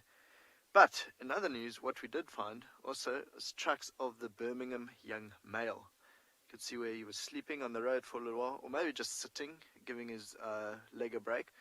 So we decided to come check around here, see if we can skip ahead and see if he came out here, and he's not come out here. What we're going to do here, if the parrot disappears or comes out, I actually want the other parrot to, you know, push this one out, so you can see there's two in there. But in a while we'll go back east and see if maybe we can follow those tracks, see what the Birmingham young male is up to. Oh, he's withdrawing.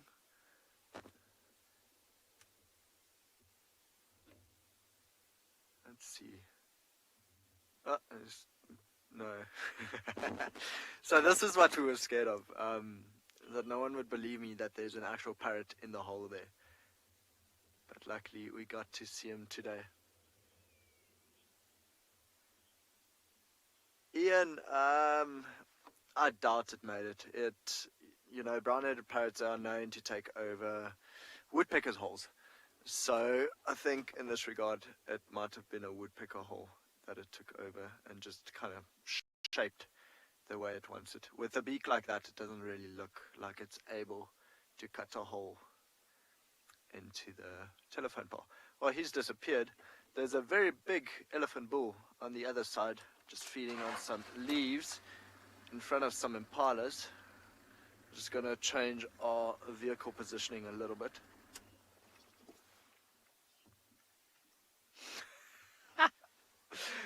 Laurie is saying he's eavesdropping on our phone call. Laurie, exactly. There's a spy. And just see the tusks of the elephant feeding there. It was actually quite interesting watching him earlier. What he was doing is trying to get as much grass as he possibly could, so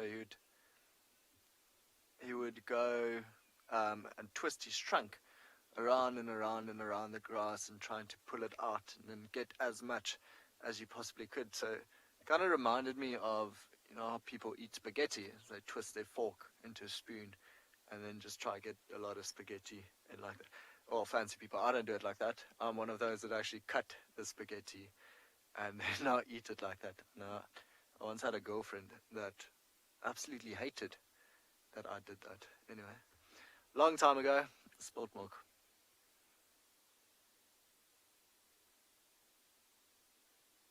Well, it seems like he's browsing rather than eating grass. It looks like he's, what is that, maybe a jackalberry he's eating from.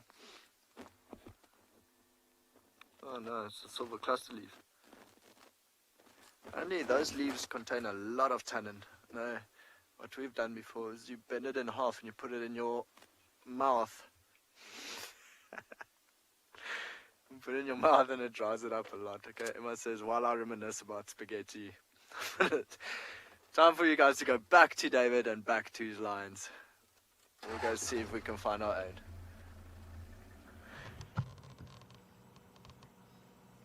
Well, this pride has just jumped up.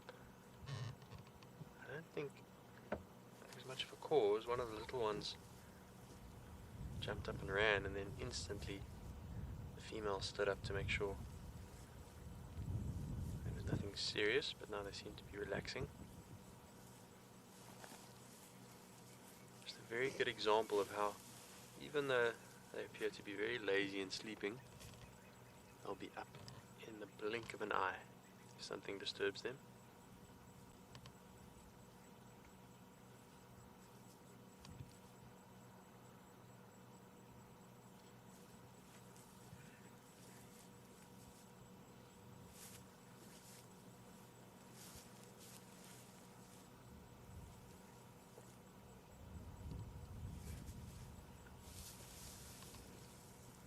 And back down to resume their resting.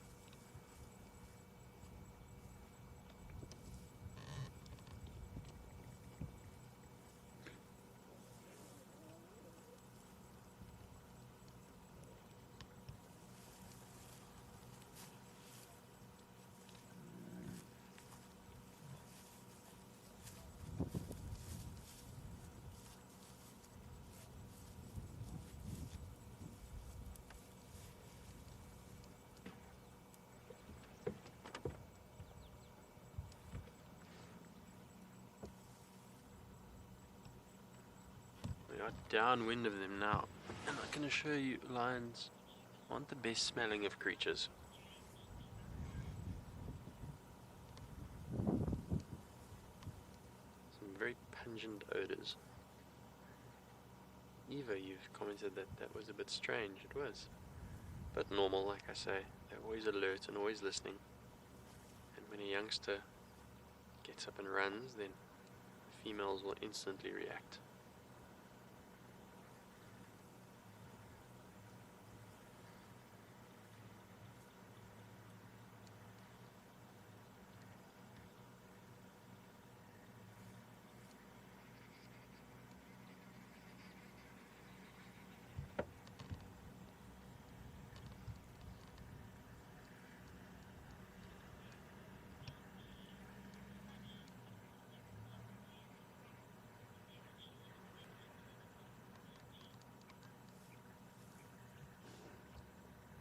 Angie, you said you thought they would look less full, but it looks like they've eaten a bit. They do have some meat in their bellies, but they can be a lot fuller. Lions can devour a lot of meat and really look very full. These ones you can see they've eaten a little bit, but not as full as they might like to be. Hence, should an opportunity arise for another meal, they'll definitely capitalize on it. Whereas if they'd eaten a buffalo this morning, then they wouldn't be interested in any other meat. Lion can really gorge themselves. A large male lion can eat over 40 kilograms of meat. It's around 90 pounds of meat in one sitting. That's a lot of steak.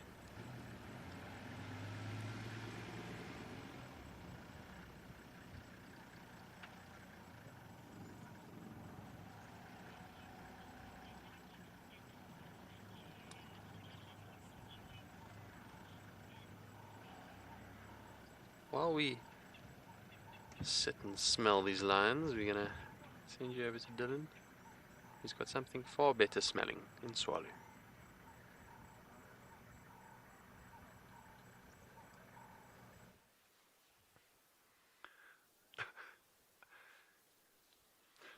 So while we're having not a huge amount of joy with aardvark and snakes and things, we thought we'd show you this really cool little plant. So this little guy is called the devil's thorn. We get another one here, and not to be confused with, called a devil's claw. The devil's claw has got a large seed pod, it can be the size of my hand, with these, it's also called a grapple thorn, with these like really sharp incurved points. These little guys have got a seed pod with two spikes on top. See those two spikes? And then the seeds actually lie below it inside that capsule. And the idea here is if an animal comes walking along, or a person, you know, whether you're barefoot or with shoes, you walk, you step on top of that, and it actually sticks underneath the hoof, or the pad of the paw, or your shoe, and then you carry on walking, and it wears the bottom off, and then the seeds fall out, and then it can carry on growing. So that's just one interesting thing. They're actually pollinated by solitary bees. So you get this beautiful tubular flower, and there's something really cool going on here, because as we're speaking, there's a little insect inside there. I don't know if we're actually going to be able to see it, but there's a little fly right inside the tube of this one here, and he's tucked himself so far down the back there, and it's minuscule. So if you can't see it, you're just going to have to take my word for it, which is quite dodgy, but go trust it. So that's really cool to see. And then the other thing, and Jandro's been kind enough to lend me his water. So the other thing, that this plant is frequently used as a soap. And you just take a couple of leaves, just add some water. I thought you said this was water. And you can crush them up, and it makes this beautiful slimy, you can see it there, lovely slimy, yeah, and it's actually really good for washing your hands. Look at that, it's like soap. Cool, eh? So yeah, so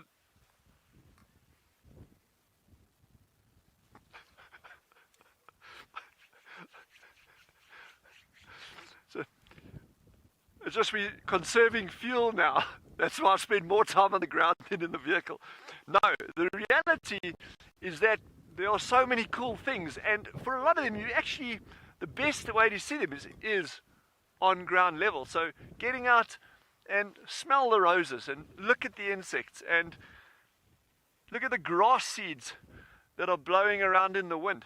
And to see these things sitting in a game drive vehicle is actually really challenging. So you often get far more of an experience. Here's another cool thing, but this one's going to be really tiny. I'm going to try and show it to you, and I don't know if I'll get it right. On my hand,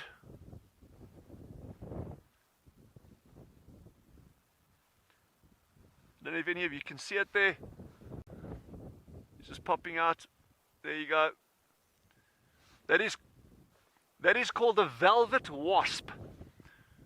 So I'm handling it very, very gently so it doesn't sting me. The sting is painful but not serious at all. And these are the females. So the females are flightless, and the males have got wings, so they'll cruise around. She'll give off a nice scent. Then the male comes in and they can mate, and off they go. But yeah, so just by lying down here on the ground at one little clump, see the things that are happening around us. You know, there's little insects pollinating, there's wasps cruising around, you know, there's the medicinal uses of these plants. So yeah, there's a lot of life out here, but you've just got to take the time to get down close.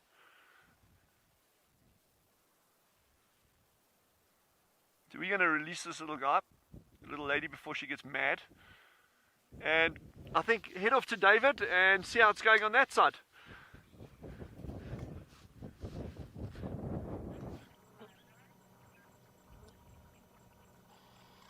From the small to the big, we are still here. These magnificent lion.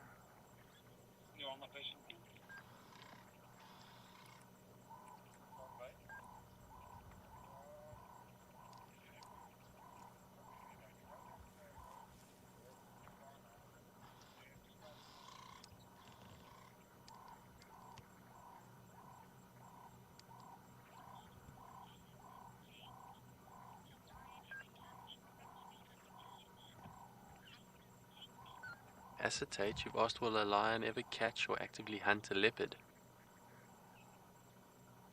And the answer is yes, it can happen. But carnivores, specifically lion and leopard, don't like each other all that much. They are competing for similar food sources.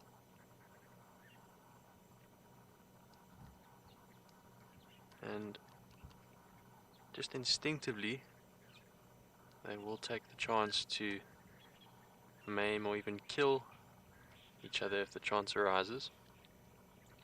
It wouldn't be normal for a lion to actively hunt or pursue leopard, but if a leopard is perhaps injured, or perhaps a lion happen upon leopard cubs, then they may very well take the opportunity to kill it and eliminate it from the competition. I've never seen it happen, but I have read about it.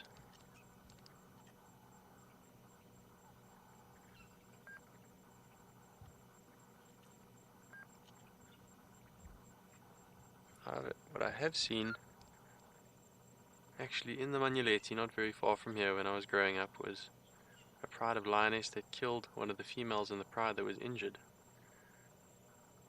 It was rather unusual, but I do remember that clearly. I'm not sure if it was a lioness from their pride. Perhaps it was a lioness from another pride. That would have made more sense. Generally an injured pride member will be looked after. Perhaps it was a lioness that was injured and couldn't keep up with its own pride and wandered into another pride's territory, and the lionesses of that area decided to kill it, and they actually ate a bit of it, which was interesting. Still got photos of a half-eaten lioness. Very interesting. We don't fully comprehend and understand the dynamics of these predators. We have come a long way in research, but a lot of it still remains a mystery as to why they do certain things.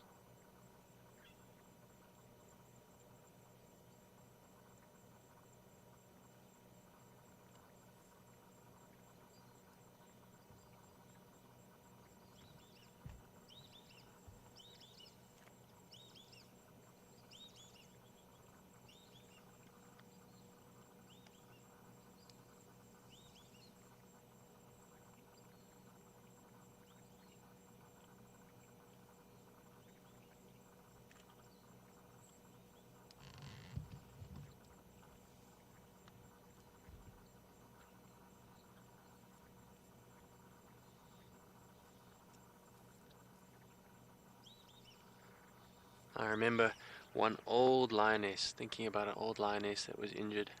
The specific lioness actually had tuberculosis, and she wasn't in a good way, had lots of porcupine quills in her, was very skinny. And at the time we were living in the manager's house at Manuleti, and this lioness came to the fence, and our dogs approached the fence. We had very protective dogs, and they actually had a go at each other through the fence. The lioness was actually trying to catch the dogs, and our big dog called Bear got his foot bitten by this lioness, but luckily he managed to pull away. And our Australian cattle dog Wallaby got his muzzle through the diamond mesh fence, and this lioness managed to grab him on the lower jaw, and everyone ran out the house. I was still very young, but my father was there, and he managed to grab this dog by its back legs and have a tug of war with the dog and the lioness, all the while screaming for my mother to bring out his rifle, because this lioness was really not in a good way, and it would have been a safety concern, and he was the warden at the time, and he decided this lioness maybe needed to be put down because of disease and sickness. But anyway, mother never did arrive with the rifle. By that time he managed to pull the dog free, and the lioness ran off after much shouting. And the dog, we took it to the vet. It was okay. It just had a very funny scar on its bottom jaw for the rest of its life. Quite a bizarre memory.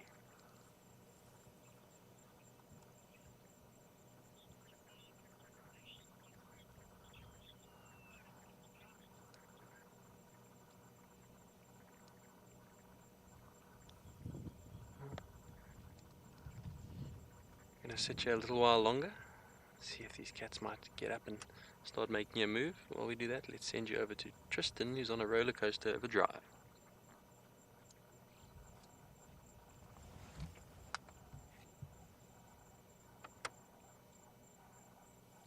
It's a roller coaster drive. I've got a roller coaster of emotion in my heart right now for little Clalamba, because her and I are going to have some serious words. She's just been found, if you can believe this, pretty much on the Manuleti boundary and Buffelshoek, which is so far from where she normally goes. I have no idea what she's doing there, why she's there, and is marching north apparently. She's not going south back to this area. She's just hanging around, and that explains a lot. It's why we've just not been seeing her since the last time she was seen on the dam cam, and we tracked it all the way to Sydney's dam. And I said to BK that day, I remember tracking, and we lost the tracks, and I thought maybe she's in the block here, or maybe she's gone into Buffelshoek because they had dragged the road with tires. And it obviously that's where she's been. She's just been hanging around in Buffelshoek, and it makes me wonder if she wasn't the leopard that was calling that day when the lion chaos was happening at the gate, and there was a leopard seen. I wonder if it wasn't her that was seen. But I mean, it is very far from her normal area, and I wonder, Debbie, I don't know. I mean, we know that there's been this other male leopard, the one that I saw the other night. He's been hanging around that exact same area. And obviously we know Mulawati's around, but I wonder if it's either she's mating and that's what's taken her up there, or she's petrified for her life from Mulawati and is trying to run away from him and is trying to go north, and then is bumping into other leopards and just going north and north and north, which is not good for us. It's not a good thing at all. We're just bleeding all of our females at the moment. We have no female leopards really that are central to Djuma, which is really not nice. We all got them all around us, but they're not here. And it's interesting to see what is happening with Thandi, particularly with cubs, because we theoretically think it's either Tingana or Mulawati, but what doesn't make sense to me with that particular scenario is that she's moving them to Torchwood and off of Djuma, away from everything that's going on here. And that's weird, because it seems like Mulawati is walking the whole of Djuma and is not discriminating as to west or east, and therefore she should have all her old den sites, if it is Mulawati's cubs, should be absolutely fine to use. And if they Tingana's, well, then she should be more north than what she is at the moment. So I have no idea, unless there's another skittish female running around here that we're not seeing. But it's not like we're picking up female tracks, so I don't think that's the case. But, weird. I'll give you an idea of how fast she is now.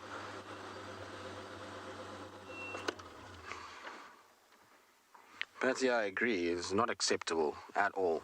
Naughty, naughty, naughty. All right, so this is the map of that I will use. Essentially, this one here, this like kind of weird shape, is Djuma. This blue dot is where I am at the moment. Now, normally, she hangs around the middle section over here, which is Gallagher and Viatella, and she kind of uses this area a little bit up to Tambuti Dam and goes across towards Buffelshoek Dam. So it's like this is kind of Columba's section. She was just found over here where that grey circle is. So, I mean, it's a long way from where she is. She's mobile at the moment now, apparently more east, sorry. So she's going like this. Hopefully she's going to turn and come back to us, but she is far north in Buffelshoek at the moment, which is very, very, very odd. And the reason why I'm sure it's her is because one of the guys that's saying it's her has seen a lot of her. Yours has been here for a long time. He knows Kalamba very well, and he wouldn't have said it's her unless he had made sure. So I'm pretty sure that's where she is. It's not good, though, for us at all. It's really, really not ideal. I don't know what's causing such an upset with our females, but maybe it's the addition of these two new boys that have arrived. And I say Mulawati's new, I mean, maybe he's just expanding more than ever now, and this other male, maybe that's just unsettling the girls that were here and they don't know them, and so they're just trying to kind of move and stay safe at this stage. But not good, not for us at least. It's going to make leopard viewing really tricky, but it explains a lot and it makes us feel a little bit better in some respects that we haven't been, just not noticing them. She's not even here, and neither is Thandi, because Thandi was seen last night on Torchwood as well. So, I mean, our females are not here. Shadulu was seen in the west, so there's not really any other females we can rely on. Maybe Siseka, but she's not really been that common. The other thing is that I think there is a kill somewhere on Djuma, another one, because not a single hyena arrived at that lion sighting this morning with all that chaos, and Ruben apparently is not at the den. which means that where are they? Corky was very round last night, which I haven't even spoken about. We need to get into that too. Corky was very round last night, so I wonder if there's not a leopard kill somewhere that they're hanging around at. Just sounded very odd that they didn't come to that lion interaction this morning. It was so loud, and the warthog would have expected them to make their way there. Okay, I'm going to go back towards the hyena den, just see if maybe a ribbon has arrived. If not, we're going to just go into quarantine and just sit still and listen. In the meantime, though, I'm going to send you back across to David.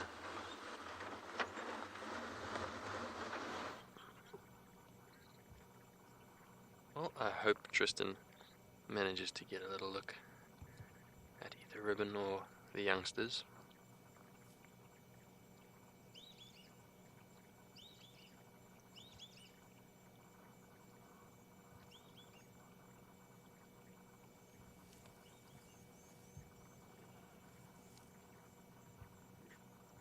Too much has changed here. Did you hear that lovely little grunt that female gave?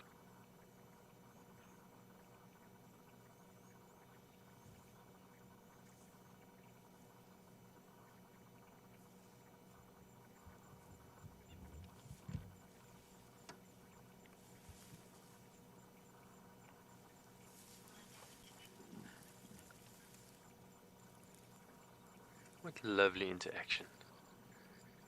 See, that female just stood up, gave a lovely stretch, came and nuzzled the other female. This is reaffirming bonds. Pride like this is only strong when they're together, and they constantly reaffirm their bonds and their connection together. Especially with what they're doing now. This is called grooming. They'll often groom each other. Once again, reaffirming that bond that keeps them strong and as a unit.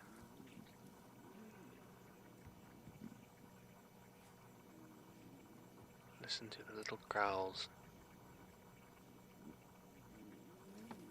Beautiful. Look at they doing. Oh, there's little one suckling there, Alex. Looks like it. Lovely. Having a drink.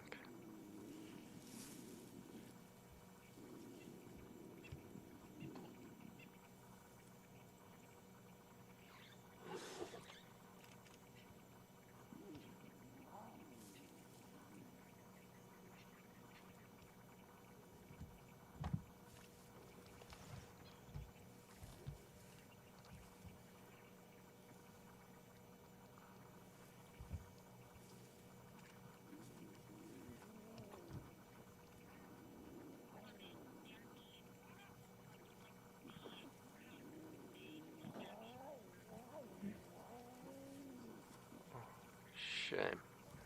They were having such a nice drink and our mom stood up.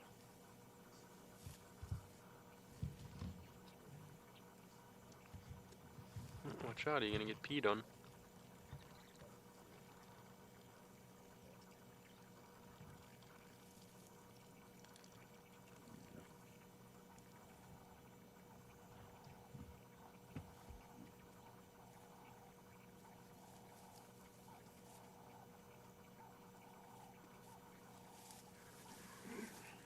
Gabby, you've asked, will that warthog meal that they had help with their mange? And it will help to keep them in condition. Mange is an interesting thing. I don't fully understand why some populations are afflicted by it and others not. And surely the mites can transfer throughout all the animals and all the lions that come into contact with each other, but some populations appear to be more affected than others. Loss of condition, lack of food were definitely attributed to it, but so I suppose the warthog in essence will help in keeping them healthy and strong and able to fight it off, but I don't understand very well what would completely rid them of it.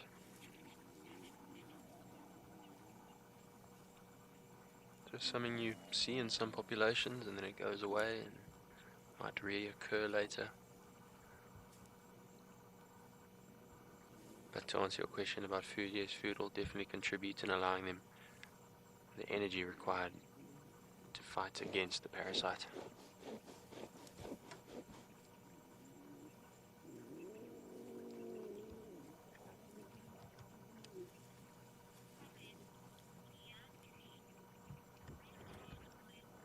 How beautiful is that? Can you zoom in on those little guys having a suckle there? Just behind the grass there, but look at those little guys. So content with mother's milk.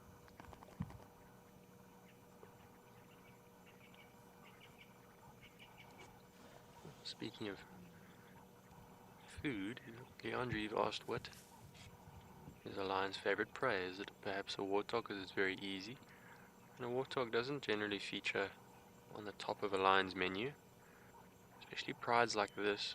They need to get large animals to feed all these bellies. That warthog, by the sounds of it, was purely an opportunistic hunt. Opportunity presented and they went for it. But if a lion could choose and go for their favorites, they'll generally look towards larger animals. For the energy that they expend, they need to get as much meat as possible. So particularly animals like buffalo, perhaps wildebeest. The larger the better. Different prides in different regions tend to specialize in different species. And that obviously depends on the availability of the animal, of the prey species, and what's available.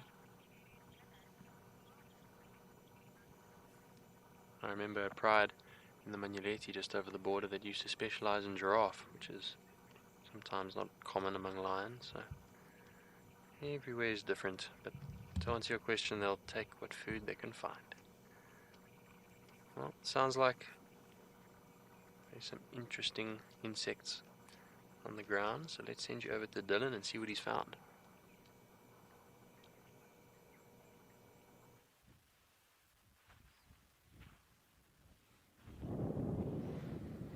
So we saw one of these little guys this morning, the armored ground cricket. Remember, he was also sitting on a tree early this morning. And we haven't seen that many since then, but now there's a whole lot here.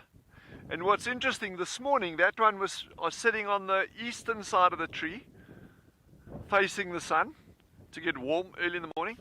These little guys are now sitting on the western side of the tree, facing the sun to get warm before the evening sets in. So that's just quite a fun thing to see here. Another thing that you notice about this tree as we're standing here, I've just approached these little guys, these smooth patches forming on the tree. These are wildebeest bulls that rub on the trees like this, obviously for itching, but they also scent mark with glands to advertise that this is part of their territory and for other bulls to stay away. So that's just interesting, okay, and one sighting kind of leads you on to something else over there.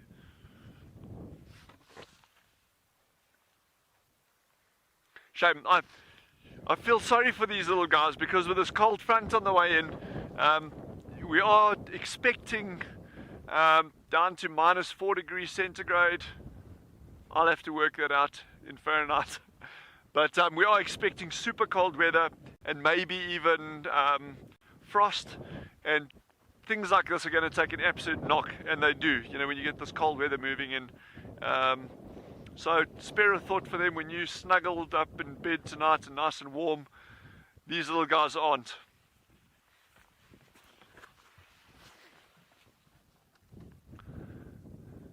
Let's head over to Tristan while Yandre and I continue. We're going to try to find a pair of giant eagle owls. Small and cute, and I am shocked to the core that it has stayed that long. And there it goes. It literally has been in the road for like 4 or 5 minutes. Well, no, it's not that long. Emma, you did good, I must be honest. Emma saw it pretty quickly. Maybe 2 minutes, which is long. It's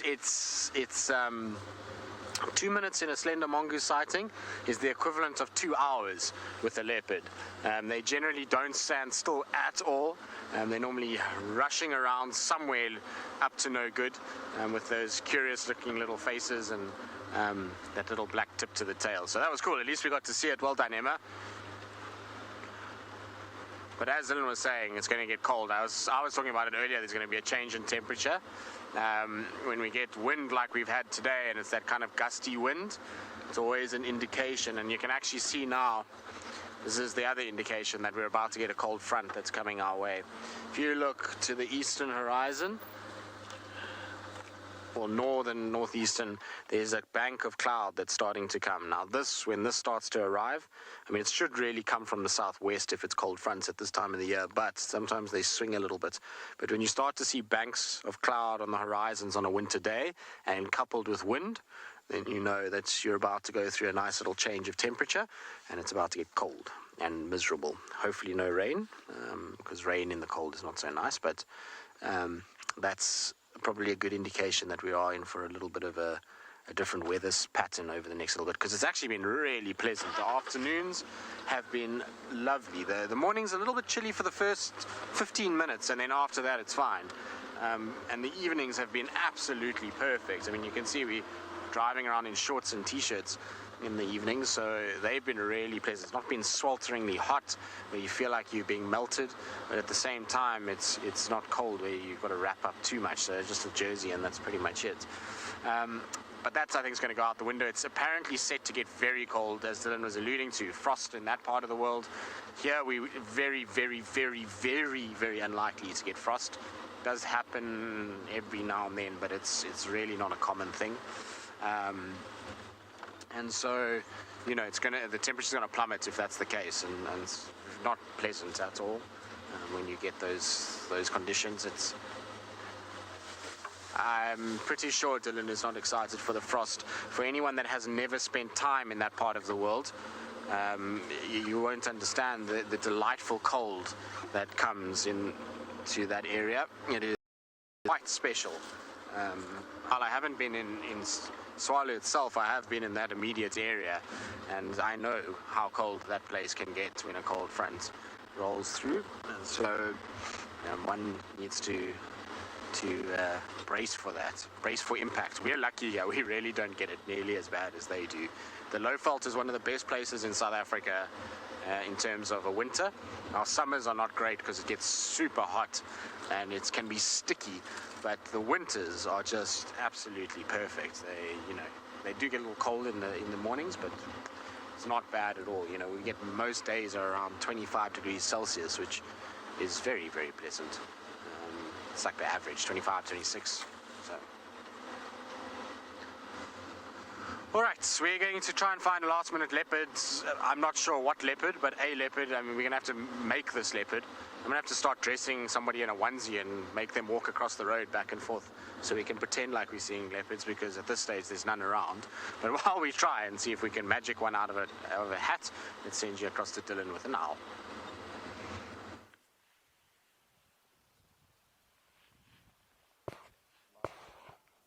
Are we?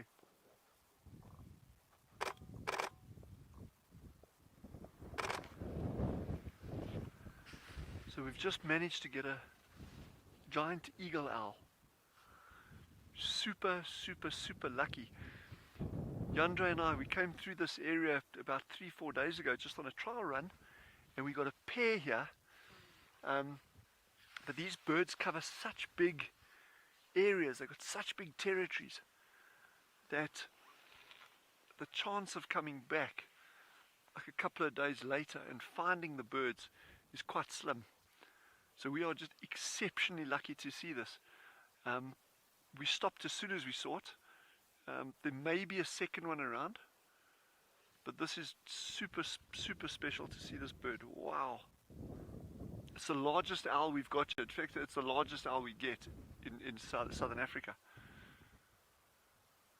It's also called a milky eagle owl. A milky eagle owl. It's very, very pale coloration, and a diagnostic feature, apart from the size and the light color, the eyelids are a beautiful pink color, If it looks at us, I know the light is kind of on the wrong side over there, but if it looks at us, you get these lovely pink eyelids.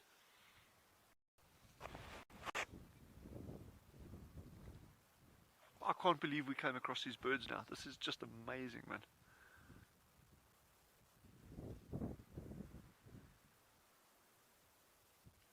Look at the size of those talons, eh? Huge, huge talons. And they will catch anything that they can overpower. There are plenty of records of them catching hares, rock rabbits. I've seen them actually sitting on top of another owl that they've caught, a spotted eagle owl, which in itself is not a small owl, you know, it's 35 centimeters. So these birds can catch pretty much anything they're able to overpower. And some of the viewers that had joined us yesterday, we were looking at that big sociable weaver nest. We frequently find these birds nesting on top of sociable weaver nests, because they got these huge platforms which they can use the hollows on top, and it's nice and safe for the chicks, but very difficult to see these owls. Obviously, you're standing at the bottom of a tree, you can't see what's on top of these nests. You'd actually have to climb up to try to see it. So we're gonna carry sitting here a little bit and see what happens, but we're gonna send you back to David.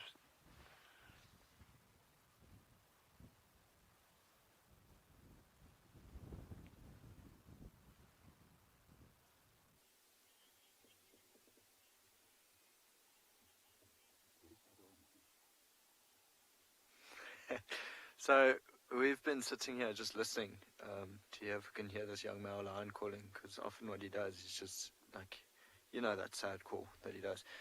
Then we found this jackal, and it looks like actually two of them, but they are hunting. So when we just found it, it was pouncing through the grass, up and down, up and down. You could just see it literally going higher and then back down. It's looking for maybe a small rodent that it might have heard in the grass. There goes the one, and then the other one will join it now. So this is a monogamous pair that live in the clearings here. Both black-backed jackal. Oh, I just stopped right where the pole was in the way. Actually sniffing the car now. Let me see. They're going straight towards the wildebeest. Not to worry, they're not going to hunt the wildebeest. This is just their territory. Actually, does that work for your own? Stop like that. Always moving at a trot. So quite an interesting track to see. The tracks are always on top of each other. They directly register. So the one track would be on top of the other one, because they move at a trot. But beautiful little animals.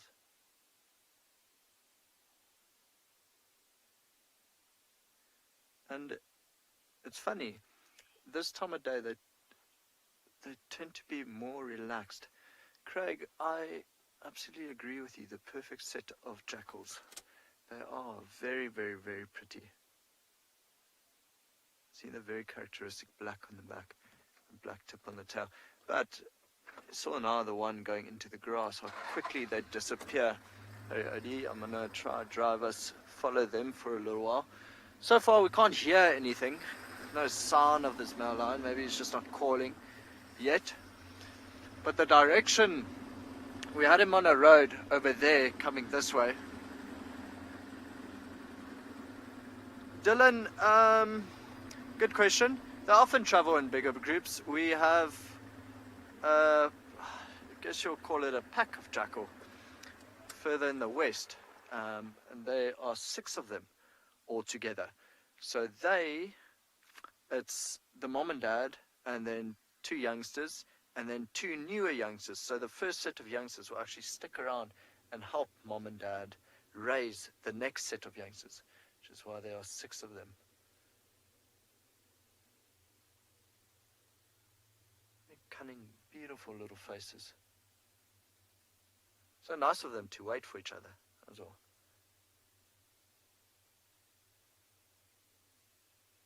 I was hoping that one would go into the grass again after, I don't know, something to hunt, maybe a small rodent, and you could see them bouncing, like jumping up and down. That's absolutely that dog-like hunting behavior. foxes do exactly the same.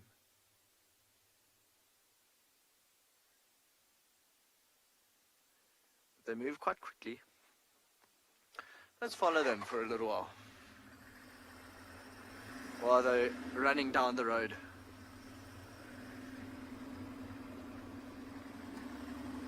I was hoping, because we're in this clearing, that maybe the young male came here and he would start contact calling. But I think what he might do is go back to his sister's den site, because he knows where it is, and maybe just wants to join up with the sister again.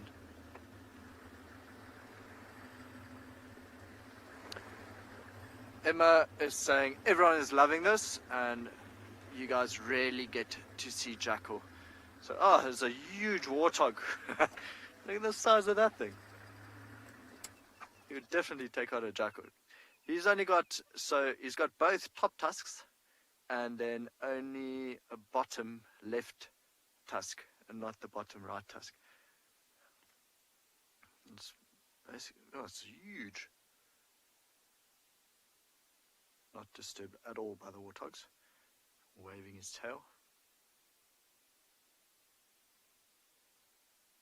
Actually moving towards the jackal.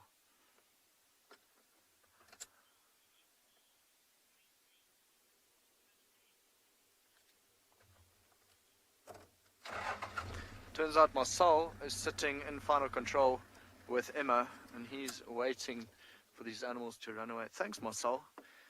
Thought we treated you quite nicely here at Ngala. Now he wants the animals to run away.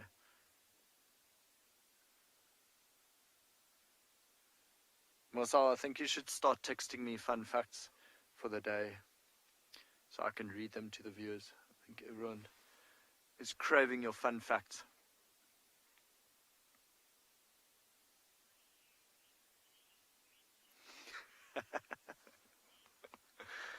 Okay, apparently I'm reconsidering my friendship with Marcel. So, while I do that, I'm going to send you back to David and the lions. There they go.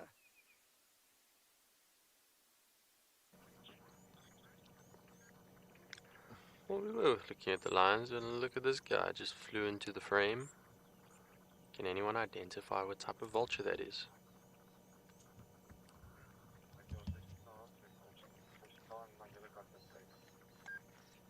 No doubt. Curious to see if there's any meat here by these lions.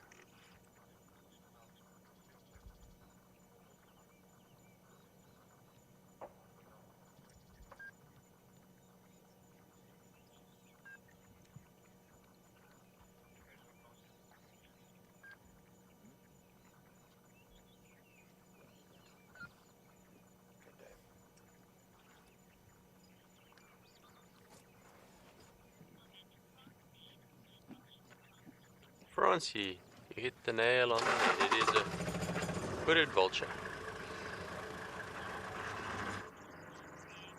Barbara and Moses, you seconding and thirding, that is indeed a hooded vulture.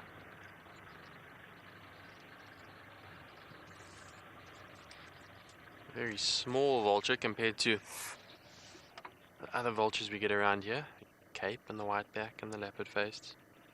It's got a very slender bill, as you can see.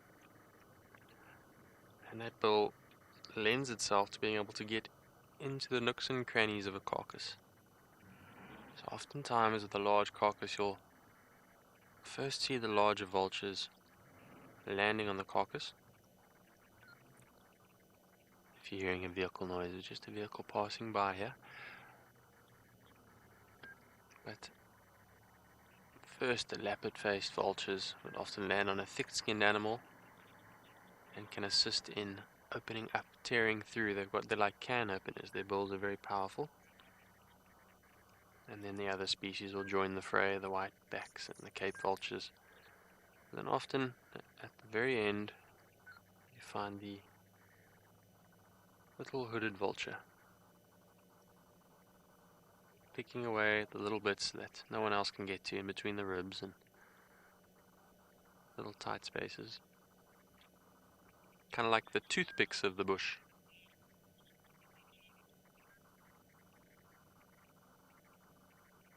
It is a funny looking thing, isn't it?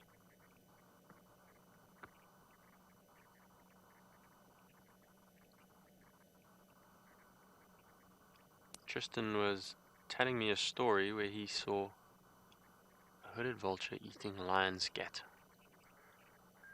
I've heard about that. I've never seen it. It's a very gross thought if you are downwind of lions when they stand up and have a toilet break. It is an atrocious smell, so a bit of a gross thought, but perhaps that's what this hooded vulture is awaiting. Might have to wait a bit longer before these guys stand up. On that note, let's send you over to Dylan with an owl.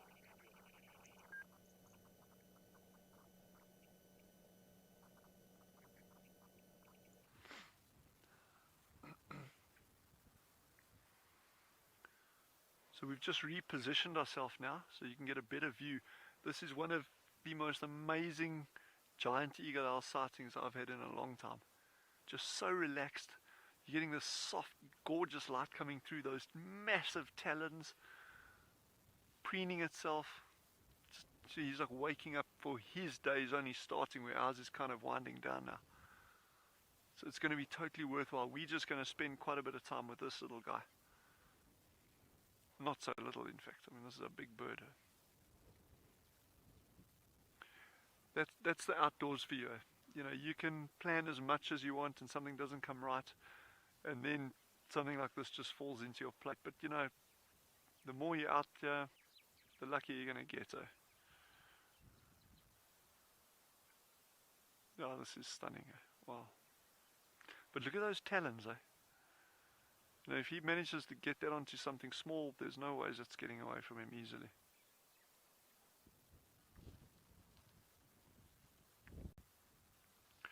Surely, to my knowledge it is, but I stand to correction on that, and I'd be very, very happy to check that up for you. But it's certainly the largest owl that we've got in these regions. I mean, these are massive birds. The next largest is what we call a Cape Eagle owl. They don't occur on Swalu, but they do occur over a wide area of South Africa. In fact, in the mountains close to Djuma and Ngala, there's mountains down there, and there's records of Cape Eagle owls from that area as well. And those birds are not far behind these ones, but they're still about a head shorter than these owls. Look at that. Absolutely gorgeous.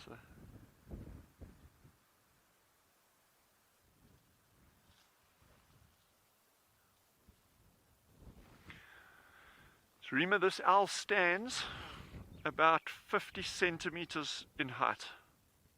So half a meter in height, to give you some idea. That's a large bird.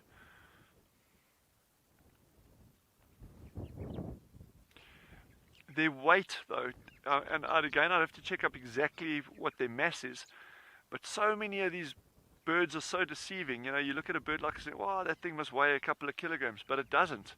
You know, I'd be surprised if that bird even weighs a kilogram. You know, like I say, I can check exactly what the figures there are. In fact, I could do it right now. You guys just keep watching, and you know, even if we go to another link, I can feed back in later. But I'm just going to check up quickly for you guys.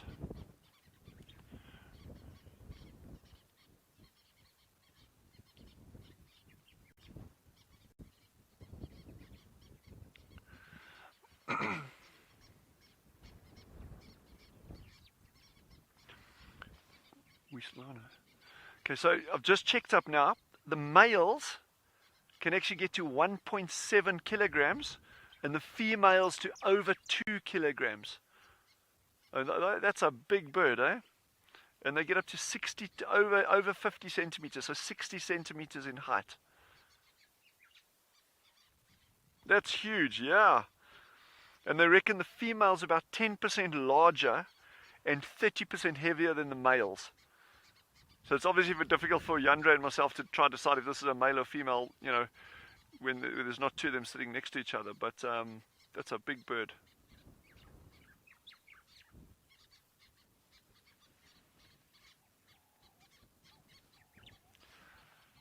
Might be a snake.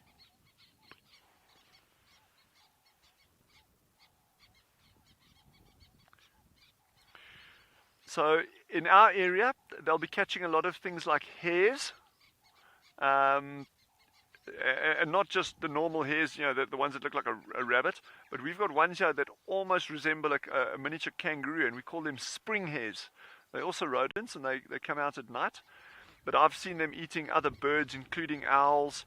Down in the Lowveld, Ngala, Djuma, those areas, they'll even catch things like, baby warthogs. They have been recorded catching baby warthogs, monkeys even, at night. So they got a huge diet. Obviously, things like insects in that as well, scorpions. It's not unusual for them to eat that as well. So they got very, very broad tastes. But this is so special seeing this bird like this. Oh, wow.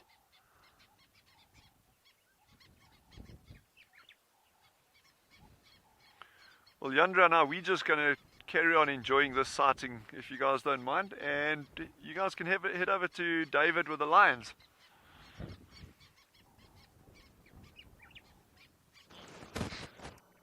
That is very cool about the eagle owl. A very unique sighting.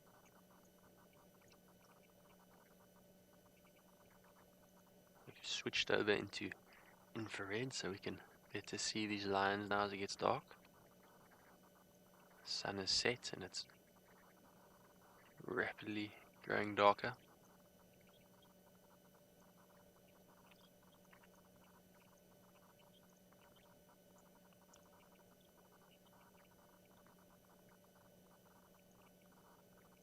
There's not much of a moon, and lion seem to prefer to hunt when it's darker, so maybe they'll be at it again tonight.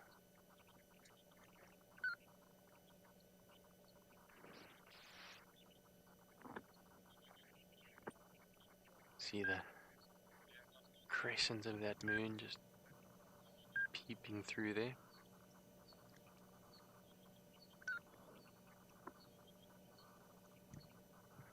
We're gonna zoom in a little bit on the moon and gonna have a little quiz. Does anyone know if the moon is waxing or waning? Waxing means it's going into a full moon. Waning means it's going into a dark moon.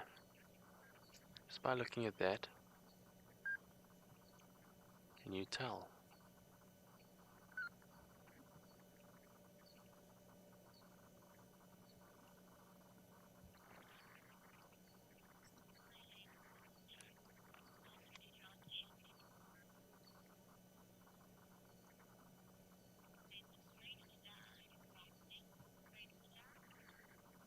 Grateful Dad, you've got it.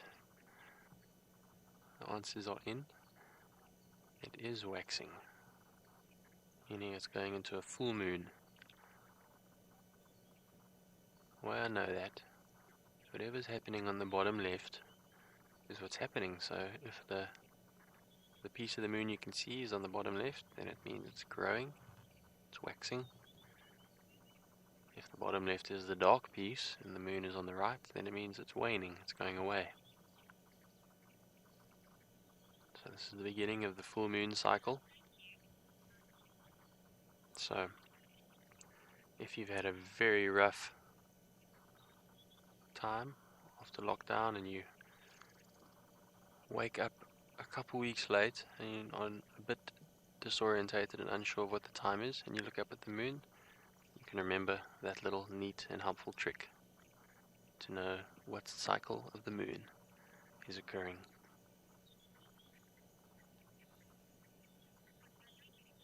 On that note,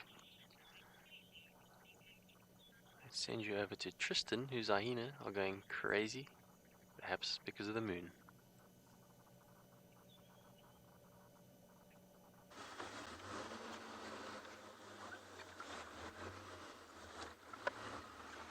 Not going crazy, just walking down the road in beautiful late evening light. And it's just one. We'll stop here. There we go, look at that. It looks like potentially this hyena could do with a meal, that's for sure. Not in its best shape, that's for sure. Very, very sucked in stomach. It's weird. This is going to be a good opportunity to discuss the whole Corky story because I believe there's been a bit of kind of up and down. But I was sent photos of what I'm pretty sure is Corky from last night at the dam cam, and she was full and fat and even appeared like there was a little bit of suckle marks potentially. It's not easy to see. Obviously, the dam cam footage is difficult, but it looks a little bit like there is suckle marks, and so I'm wondering where she potentially could be hanging out. We've seen no sign of her for ages, and now all of a sudden, she appears on the dam cam. But what intrigues me is how many hyenas we see coming down Weirtail Access these days. Bika, let me catch up with, she's quite far. He should I say. Is how many hyena tracks we see on Weirtail Access. So I don't know if there's something just inside Buffalo's Hook that they're using, or the other place that I've been seeing a lot of tracks is down towards the southeastern corner. So maybe just inside Torchwood. We know that our clan can sometimes go in there. So yeah, I don't know. It's going to be interesting. I'm going to try and check all. I was actually on my way right now to the old den sites on Aubrey's and Gallagher shortcut because we had enough time to go and check both of them when we bumped into this hyena.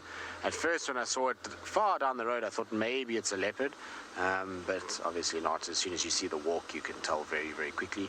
A leopard has a very different walk and obviously a white tip to the tail, which is very diagnostic for them and easily spotted. So it's definitely not that, but it's just interesting to see the movements of them. I'm sure there's...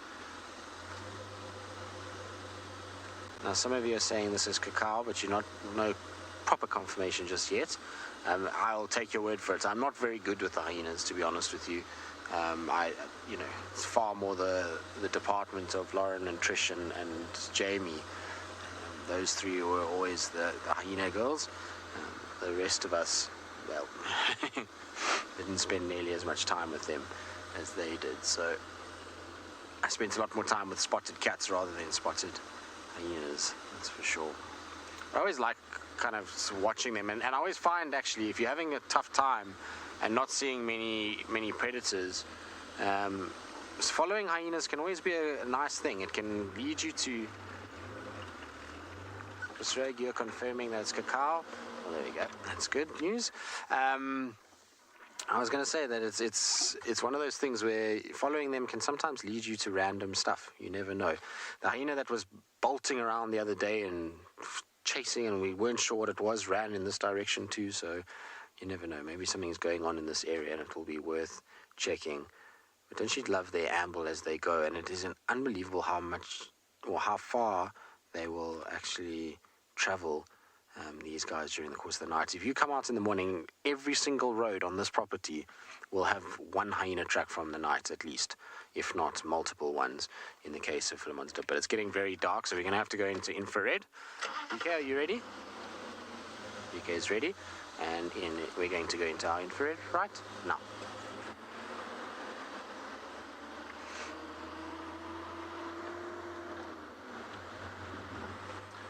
Otherwise, it's going to be difficult for BK to be able to do anything, I'm afraid. Put my side lights on the car just so that I can see where I'm going. And make sure that I don't potentially drive over anything. I was very confused just now. We were driving on Triple M, and I saw these tracks, and for a second I thought they were ostrich tracks, but it was just hornbills dust bathing. And when you kind of drive past something quick and you just see a certain shape, and you think to yourself, well, hang on a second.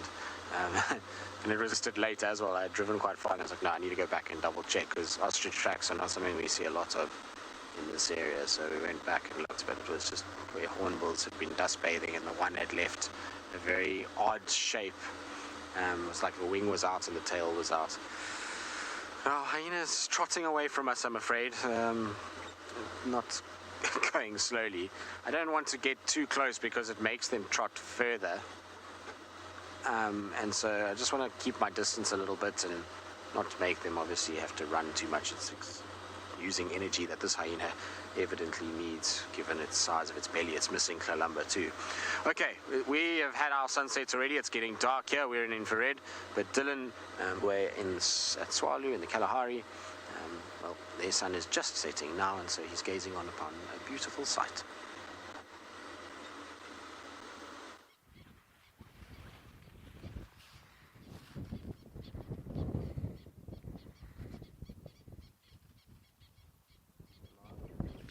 Absolutely magnificent sunset this side. Just watch it disappearing there. We're going to enjoy this moment in silence, okay?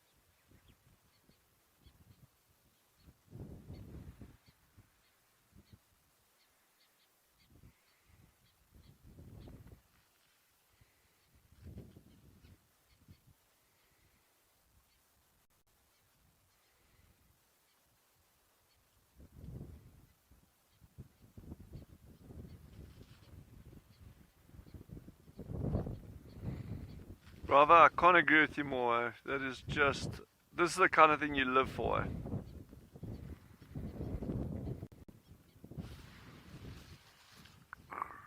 What a winner. Africa at its best.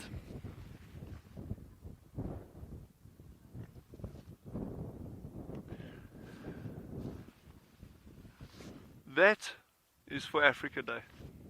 The best. Absolute best.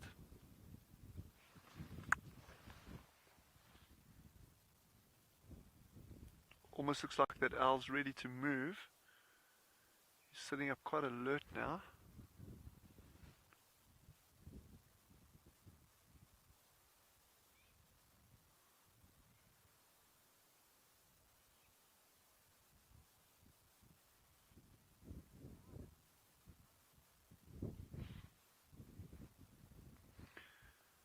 And Yandre and I, we're just going to sit here and enjoy owls, amazing African sunsets. But in the meantime, head over to Ngala, and they've got quite a cool giraffe sighting that side.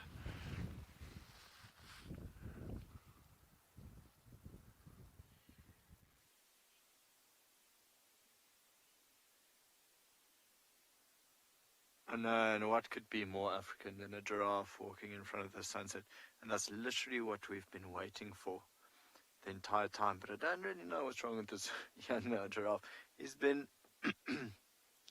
walking around a bush there, and it's like he dropped an earring or something. And then I think there might have been a snake in the grass there or in the tree, because something gave it a fright, and he just ran to the left. As you can see, quite nice now, the silhouette against the open sky behind him.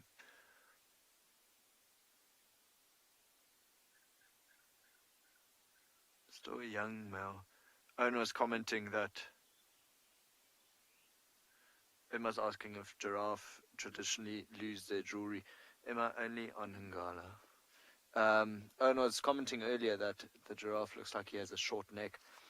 So shame, I feel quite bad for the guy. I think he's still growing into it. Finally walking towards the sunset. It's actually very cool. Even though we're losing light very quickly, it looks quite nice. So he's on the road now. I think he might follow the road. Yeah, there we go. He's going straight in the direction where we go. So those ears are just moving from side to side, just looking for any sound or sign of predators.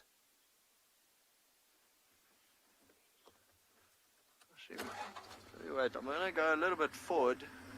We might catch a very nice little glimpse of him silhouetted against the sun, because he's off the road now, so he's to our left, and the sunset is also to our left, which would be in the west. Yeah, he's playing along, or he was playing along.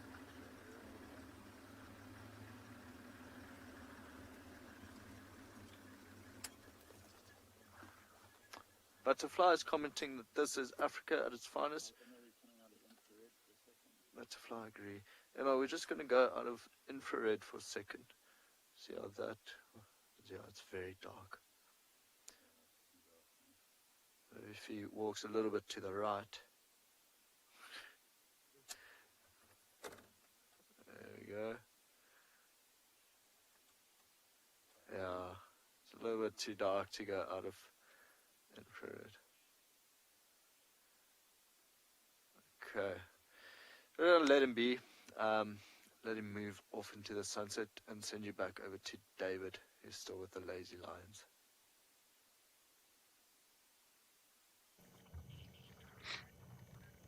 They are still lazy, haven't been doing much at all.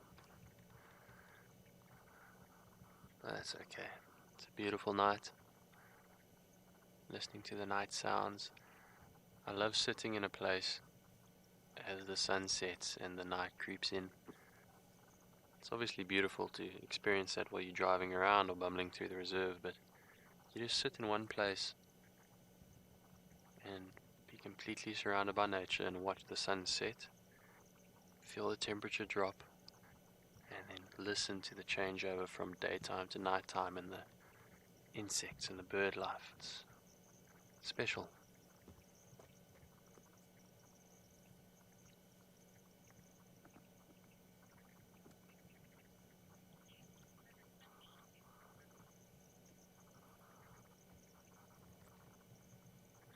If you had to try and count these lions now, it'd be difficult. It's just legs and heads everywhere. I can't even tell which side of that lion is what.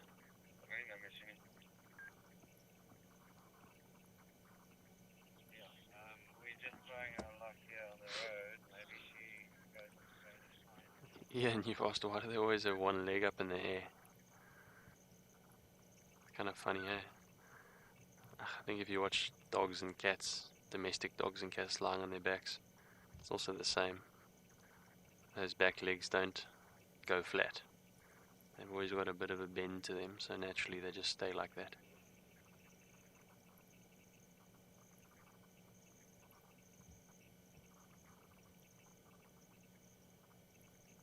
My dog at home.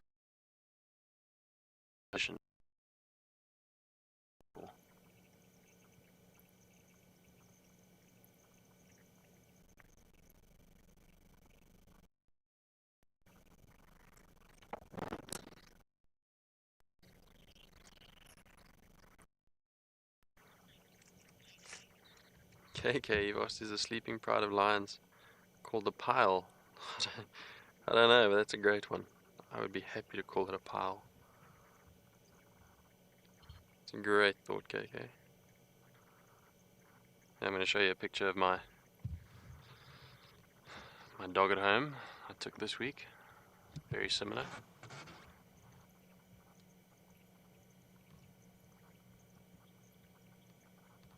A little bit difficult to see in the IR, but a very similar position.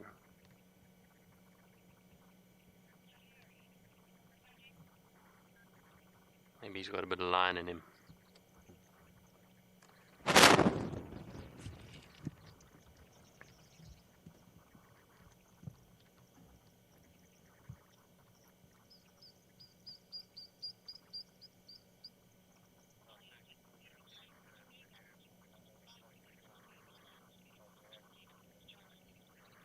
Well, hopefully these cats get up and start moving soon, but we'll be here till the end of the drive and hopefully get some action.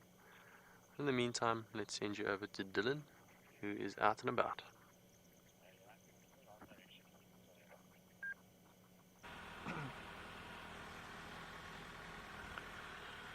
Well, that owl and sunset was just simply sublime in every sense.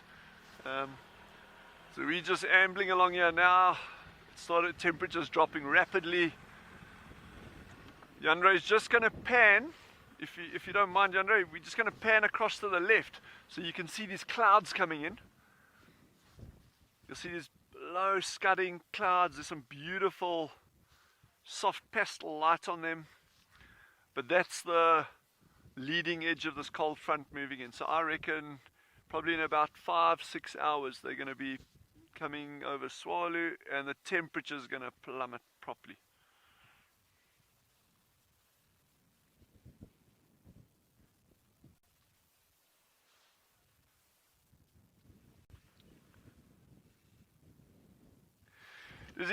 So the reason for that is that we are so far west of Ngala and Djuma.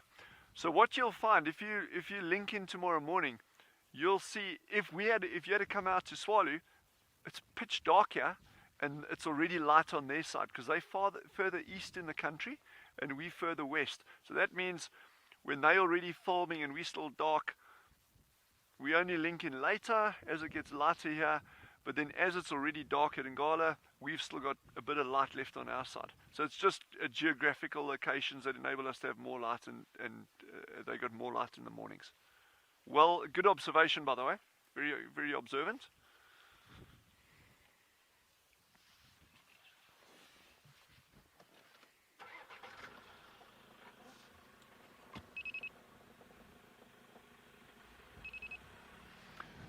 There's the moon. That sliver of a moon. We'll stop here. They were talking about the moon at Ngala at one of their sightings. And Yandre and I were battling to find it earlier because it was still too light. And there it is.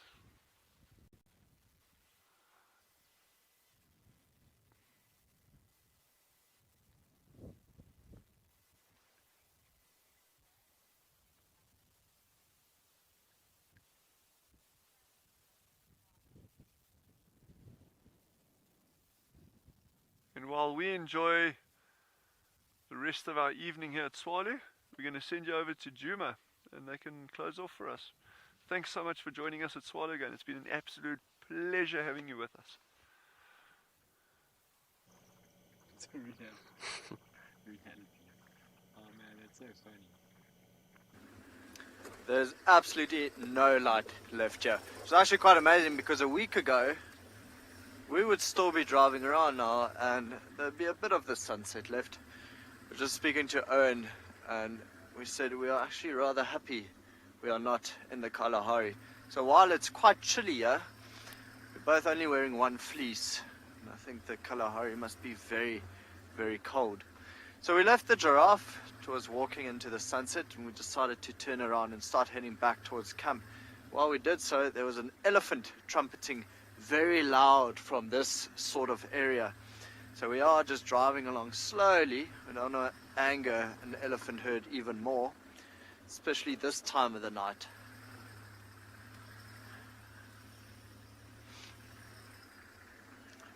I must say the moon looks glorious today. Very, very clear sky. What is it? It reminds me of like DreamWorks. It's a DreamWorks picture with the little boy sitting on the moon fishing.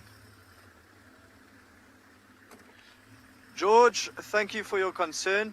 I'm not too sure if the giraffe found its earring, but what we'll do, I think Sean will go check there in the morning and see if it's still there, and then we will return it to the giraffe. But thank you for your concern, George. George the giraffe. We could call it the giraffe George. Oh, it's a shooting star. You see it? Missed it. Huge shooting star. What are we going to wish for, Owen? More animals in 4 days' time. Apparently if I tell anyone the wish, it won't come true.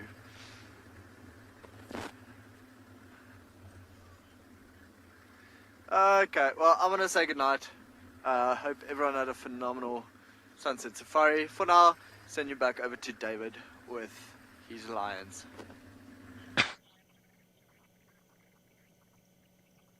Well, it's drawing to the end of our Sunset Safari and still no movement from the Nkuhumas, but that's okay. We are content to just watch them rest. It might be a very eventful night for them.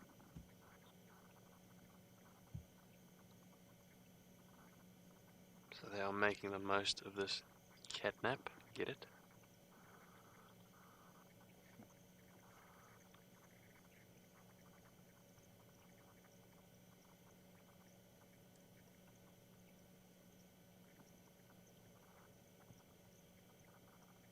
It is now properly dark. Getting very silent, very quiet. I hear the occasional snap of a branch off behind us where those bull elephants headed in that general direction.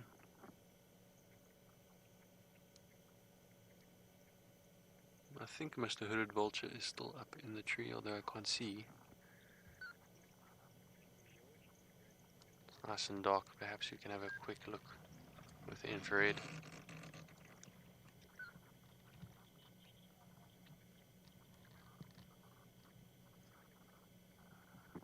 He's there. Yeah. He is there. Can barely see him. He's like a blob. Maybe he's going to spend the night there. Sorry, it's difficult to see.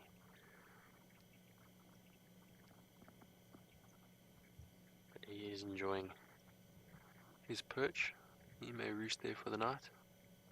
If I had to roost there for the night, I'd definitely fall out, but he seems to be stable enough.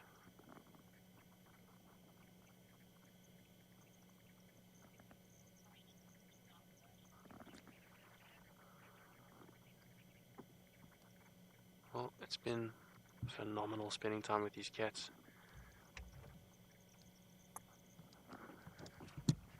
But looks like we're going to have to content ourselves and just listening to the magic of the African night. Once again, thank you for watching. Thank you for your support. You're welcome to follow that link at the bottom of the page and help us do what we do best. I think from Alex and I, that's a good night and a goodbye. We're going to send you over to Dylan.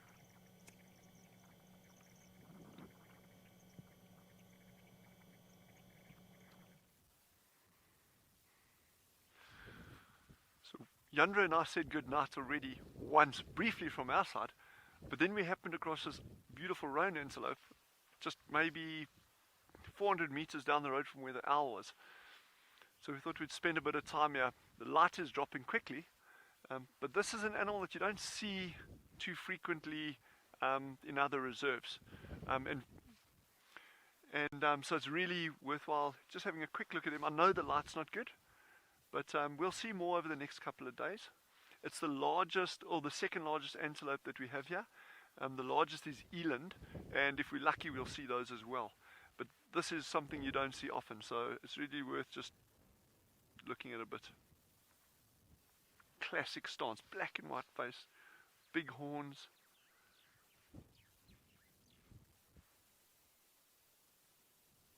What a backdrop of those mountains in the distance.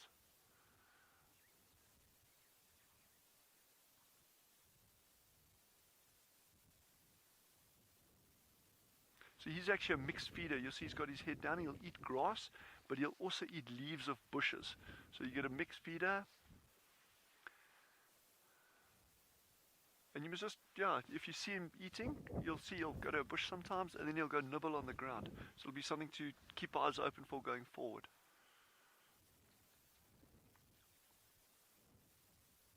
But while he's carrying on with his dinner, I'd just like to say from Yandra and myself, it's been so good having you, and from the rest of the teams down in the Lowveld. Please join us tomorrow morning early, and we're going to show you some magic. Thank you very much. Bye.